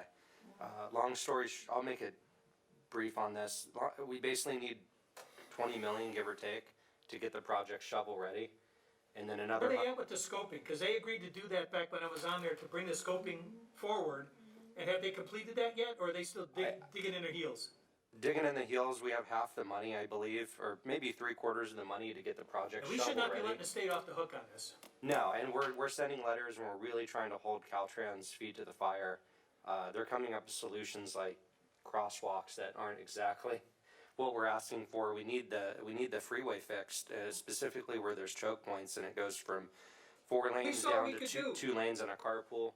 We got those two fixed up here. Now all of a sudden you get out of the city limits and, you know, they don't do anything. So yeah, that's a big part Stay of it. on them, man, stay on them. Yeah, I'm not letting up, because I mean that's tied directly to our economic development. They want to build more up here, more businesses want to come. Any expansion up here is tied to that freeway, and most people right now, without the jobs, they're getting on that freeway at 4 or 5 in the morning, and it's bumper to bumper all the way down. It's You it's know, a here's mess. a positive side though. We've added thousands and thousands of jobs, and literally, in the last 3 years, thousands and thousands of jobs up here, and we have about 25,000 a day driving up here to work. So the jobs housing balance is shifting.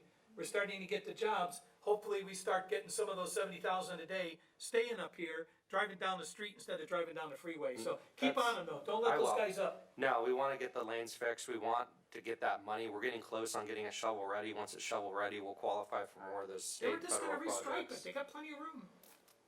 Good. But, you know, long story short, 20 million to get shovel ready. I believe we have 10 or 15 million in the budget for that. After that's shovel ready, we need about 120 million of state and federal funds for Caltrans to fix the choke points and all the problems. Trouble is, that- the state doesn't wanna put down concrete. No, they don't. That's They why I want said to restrict. focus on public transport. And I made the argument that unfortunately, you know, for this particular area, it just doesn't work here. Yep. It We all doesn't. made that one, so. Yeah. Okay, so listen, what I'm gonna do, I know we got a few people waiting in the room here. Wait, because I think it's important. Austin, do you want to talk about the Recycled Water Board and their 10-year anniversary? Oh, yeah. Yeah, there's a couple more things. I'll keep it brief. Recycled water, we're 10-year anniversary. I sit on that with Laura. We're planning a video and an event at the park, a couple things that we're circling around. We're talking about a new project which, you know, recycles the wastewater into potable water, which gives it more uses than just watering the grass. It's what we need to look into. Orange County's been doing it for a while and they've been successful. It's not the most popular thing to do, but it's becoming the They most still uses a realistic. 50-50 mix though in it? Well, and first of all, the water will actually, excuse me for interrupting. Yeah, yeah. Will it'll go. Well, it's into- all a closed it'll system. go into our- All water's recycled. It'll go into our aquifer, and then, you know, whatever water we put through the system is ours to Right. own. So it's really a good benefit to the residents of Palmdale. So that's a new project that we're looking at to try to, you know, not let any water go to waste. Try to use every drop and let it get reused over and over again. We did a press conference for the spay and neuter program hosted, or being handled by Karma Rescue. Hopefully that helps, prevent, 99 of them. 99 what? 99 of them they did. Oh, so far, yeah. Yeah, and that could be, you know, thousands of animals and, you know, it's more of a humane approach to it and hopefully it keeps our shelter numbers lower, and keeps the cost down on our Well, county contract. the county really just sticks it to us on that rate. So Yeah, and we have some of It's all about doing the, it efficiently for the residents. we have some of the highest numbers, so it's more of a preventative approach and more of a reactive approach that we've been dealing with. Good So job. that's full steam ahead. I did the Sustainable Transportation meeting for District 1. That ties right into NCTC where they're talking about you know, bike lanes and public transport and all that stuff's good, but I made the argument it doesn't necessarily work when everything's so far apart and we live in a community where people are relying on cars. Concerts in the parks are great. Like Juan said, Smash Mouth came out and really, really good performance. I was at the AV Chamber installation dinner. Outgoing President AJ Hampton, new President Bart Avery, and we accepted award for Innovative City of the Year presented by the Chamber to the City of Palmdale, so I was there to graciously accept the award on behalf of us. And I didn't get that memo. Thank you. yeah, it was a surprise. Good job. Thank you. And State of the City, which we were all there, and it was very well attended, packed room, sold out, and Only guy that wasn't there was the fire marshal. good. It would have been all right. There was multiple doors. Yeah, Next time it was- we'll get a bigger. Next time, I think the biggest issue there was the 2 lunch lines, or we had 2 food lines. I think we would have. Well, it's been a better. long time since we've been able to meet with the public in that venue, Yeah. so, in that manner, so. There's that and a few other things, but I'll let you get. Excellent. So what I'm gonna do is, we got people sitting out here waiting. I'm gonna, unless you object, I'm gonna ask public come up, and we'll move number 18 up. We'll let the, speaker slips, please. Call the first speaker, please. Eugene Hernandez? Gene, you're up. Thank you for waiting, sir. Sure. Eugene Hernandez, Green Party. I don't know if you knew it, Mr. Mayor, but the mosquito districts gives out free mosquito fish. And you could get those and put those in whatever standing places of water, and they give it to you free. I would like the city attorney and the city manager to investigate why the library commissioner has issued a restraining order against me to prevent me from using the Palmdale Library. They said if I step into the library, they're gonna have me arrested. I want the city attorney and the city manager to investigate this, because as a taxpayer, as a Chicano, I should be entitled to use that library, and I very much resent them issuing this report. We'll ask for a report. Okay, thank you. Thank you, Gene. City Clerk. Jason Zink? Mr. Zink. Give me a call later. I'll tell you about some stuff we're working on for the fentanyl issue. As far as the mosquito district, I'm glad everyone voted it down, because we're paying too much taxes. $10? And the state the state's paying, has $54 billion They won't give us the surplus. money. Why We does it, asked. but what does Tom Lackey and Scott Wilk does? You guys, this is the problem I have, the biggest problem. You guys don't hold people accountable. You don't hold Drew accountable with AV Edge or economic development. You don't hold Assembly Tom Lackey or Scott Wilk or Barger or Garcia, really. Why not? I don't get it. Have them write a state bill that pays for mosquito districts in the state of California, okay? And get the LA County to support it. Done deal. Over. I can solve so many problems and so quickly. If it was only that easy. It is that easy, because you have to take a Can you step. call You have to and do an ask you? email. You have to write a letter. Sit down, let's have a talk instead of yelling at each other, Okay. okay? And we can Why talk didn't and you we can make an take it. announcement? So many missed opportunities. An announcement about the general plan and the meetings coming up. Why didn't you make an announcement about the transportation meetings coming up at the city council meeting at the very beginning of the meeting? It's free advertisement, right? Get the people involved. You know, we have the 60th anniversary for our city. You have a fireworks show coming up. Why wouldn't you coordinate that with the city so we have a big celebration and create some community pride? I just don't get it. My mind is boggled all the time. I understand. I'm here, I presented Armagosa Bikeway. Loa, that's in your district. You should be all over it. That could be the most beautiful project in all of Antelope Valley. Why aren't you on it? The grant money, there's so much money out there to do it. Think about it, a bikeway. Santa Clarita City, and every city I've ever gone to, has a bikeway along their wash, and everybody can walk out there and they can walk, all the seniors can walk back and forth and ride bikes, and they can go to the shopping centers, they can go to their church, they can go to the schools, they can go to AV Mall. I don't get it. I don't get it. Armagosa, Palmdale. Why aren't we celebrating our history? It's our 60th anniversary. Why isn't Palmdale Park? Why haven't we hired a consultant to get that going? Palmdale Lake. How hard is it to call Barger to get her to buy that land. And put sidewalks on Sierra Highway so people can go to the transportation center. I can do this. I guarantee you didn't call, did you? Yes, I did. You did? Yes, I did. I'm surprised. Indian As I Ponds. say, let's sit down and talk. Okay, Indian Ponds. It's just east of there. Right. Why haven't we done nothing? Uno Lake, why haven't we done nothing? I know there's money in the budget, but let's hire some people. Let's get going on this stuff. Barrel Springs, Joshua Preserve. You know I was out there picking trash out there. Everyone thinks that all that land along Barrel Springs Trail is owned by the city. It's not. Why does Lancaster have a preserve and Palmdale doesn't, but the Joshua Tree is so much about Palmdale? I just don't get it. Please help me to get it. I don't get it. My phone, I keep telling you, give me a call, let's sit down. Jean will call me, I we'll hope have you her. didn't give Drew money. I was outside. I hope you didn't give him any money. Well, you're gonna be pissed. Thank you. City Clerk? Mickey Mouse? I'm sorry, sir, Mickey Mouse. Mickey Mouse. I'm, Mickey Mouse. okay. We have a real celebrity here. I'm sorry. No, no. We gotta go with the man. His suggestion.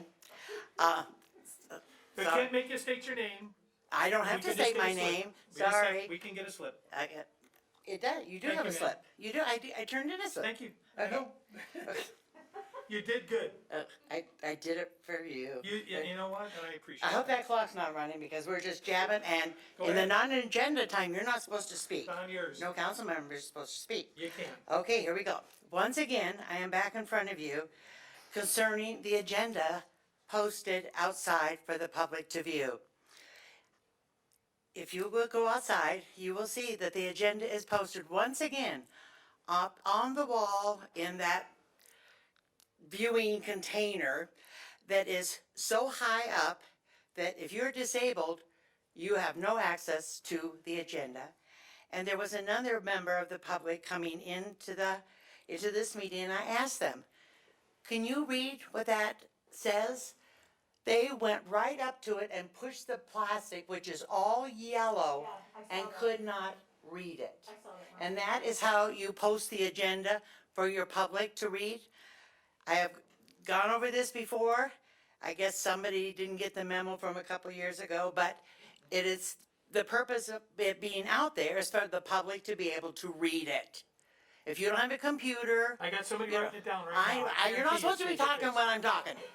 I'm sorry. We're fixing You're it. not. Okay. The property owners voted the bond issue for the water park and everything. It wasn't the voters. The property owners took on the burden of that money that initially got all those projects going. It was unheard of. They were wonderful. We have the best lifeguards around. My granddaughter and I were at the pool a couple days ago, and there was a medical emergency in the little minor pool area, and those lifeguards were on it like you know what on what. They just took control of the little miners pool, had the issue working on it. It took them a little while. They got the ambulance to come, but you would be very proud of those lifeguards. They were on it just like that. We were in awe. I did turn in a speaker slip. I did not like turning in a speaker slip because I believe, even though you say it is to control the time, I truly believe it is to control our voices that you want those slips. You want to know how many of us are going to speak on a. How come this little clock's not working for me to see right here? We could put a big Well, one I in know, there. but I'm not looking over there. We've had that issue again before too. This is a clock that I'm supposed to be able to see. guys do So like a big sorry. clock up here. Anyway, that's why I believe that we should not have to turn in slips. It should not be encouraged because I believe you're looking to cut our speaking time down and control our voices. Thank you. It's categorically incorrect. We do that so that we know how much time to allot, because we've got 40 or 50 people, and we have to get through the meeting, otherwise they all go home, and then we never do end up hearing it. I just So wanna we're trying say- to encourage the I dialogue. just want to say, So- welcome back, Marcia. Yeah, thank you very much. And I have to agree with you on the lifeguards. My little grandson is learning to swim, and a kid was scared to death of the water, and he's a swimmer today after his lessons the last 2 weeks. And I wrote that email to the staff. But thank you for bringing that up. Anybody else? Do we have Jack Daniels or Pluto? No, sir. Okay, all right. Is there a IT? way to get a clock there? And we had it and it got changed, so, I know, but I don't look there, I look I- up there. well, we can work on that. Common sense. Nobody online, I don't get it. Okay, nobody online. okay, thank you. All right, city manager, do you have anything to add to the dialogue tonight? I have just a couple things. Thank you very much. I am proud of the state of the city that we held yesterday, and thank you for all of our council for participating and all of the attendees. That kicked off our month-long celebration celebrating the city's 60th anniversary that is coming up on August 24th. We have a month-long agenda of all kinds of different things that we'll be doing out in the community. We'll be sending a banner around to all of our events for the public to sign to be a part of that. We'll have cake and treats and things like that, some giveaways. We'll culminate everything with the last concert at the park on the 25th of August. Have a big spread in the newspaper as well, and social media promotions. So everybody keep your eyes peeled for that. It's something we're very proud of. Also, to mention that we have the general plan project coming up here very soon. Everybody's been made very much aware of that. We had our last GPAC meeting last week. The next public workshop on the draft general plan will be held on Wednesday, August 10th at 6:30 at the Chimboli Ballroom. The document and the EIR are all available for review until August 29th, and then we will take the whole document before the Planning Commission and the City Council for their adoption and thereafter in September. So I still have opportunities to comment on the general plan, and that's been a very public process. The staff has really put a lot of effort into that, so we're all very proud of them for that. Yes, we have a couple more concerts in the park coming up, and then our large concerts at the amphitheater to close out the summer, and fireworks on September 3rd. So we still have a jam-packed couple of weeks ahead of us. School starts in again, I think tomorrow, if it hasn't already. Some schools are back in session, so look for extra traffic. Everybody take a little bit more patience in the morning and in the afternoons when you're traveling places throughout our great community. And that's all I have today. Okay, don't forget, anybody is free. About 2 weeks, we're gonna have the 25-year wait for a small neighborhood park is gonna happen over on, by the fire station off of Town Center and, near Bowles Ranch Road, by adjacent to Esperanza. So thank you, staff, for working on that. That's been a mission. All right, any future items we want to discuss? The only thing I would like to ask, and it came back to my mind today, there's a couple things we've been working on for like 3 years now. And one is restacking after the corruption that occurred over here at the Aero Institute, and trying to get that building back in and making something happen. I know the staff's been working on that. I'd like to get a report back on that. The other thing that we've been asking for probably 5 years, and we end up with people, you know, having to hide firearms to come to City Hall, is our security around our city facilities. And I was appalled to learn that we had thieves trying to steal stuff off the planes that I have to sign the security and lease forms for the air park, and people are trying to steal stuff off our planes over there. So we need to get off the pot on this thing, okay? I know there's a process, but it's a process, not an event. But we're growing old, and you know, I can think give that, you an update on both of those items if you'd like now, or I can bring it back. no, I think bring it back. I think people, I'm getting the eye here to get out of here. So if we could just get a report back on those, that's the main things I'm looking at right now. Thank you. I have a request. I'd like to see if staff can give council a presentation on the pearl and drainage fees. That's something that I've been working on asking for since 2016. I'd like staff to give the council an update on the $9 million that were borrowed from pearl and drainage fee. And I'd like to get a third opinion on how it is possible to get that payback. Back in March of 2021, with the council, this very council, approved an ordinance allowing a $4.5 million payment. I've been asking about the other $4.5 million payment since February, I believe. And I am told that now our legal counsel says that that's problematic.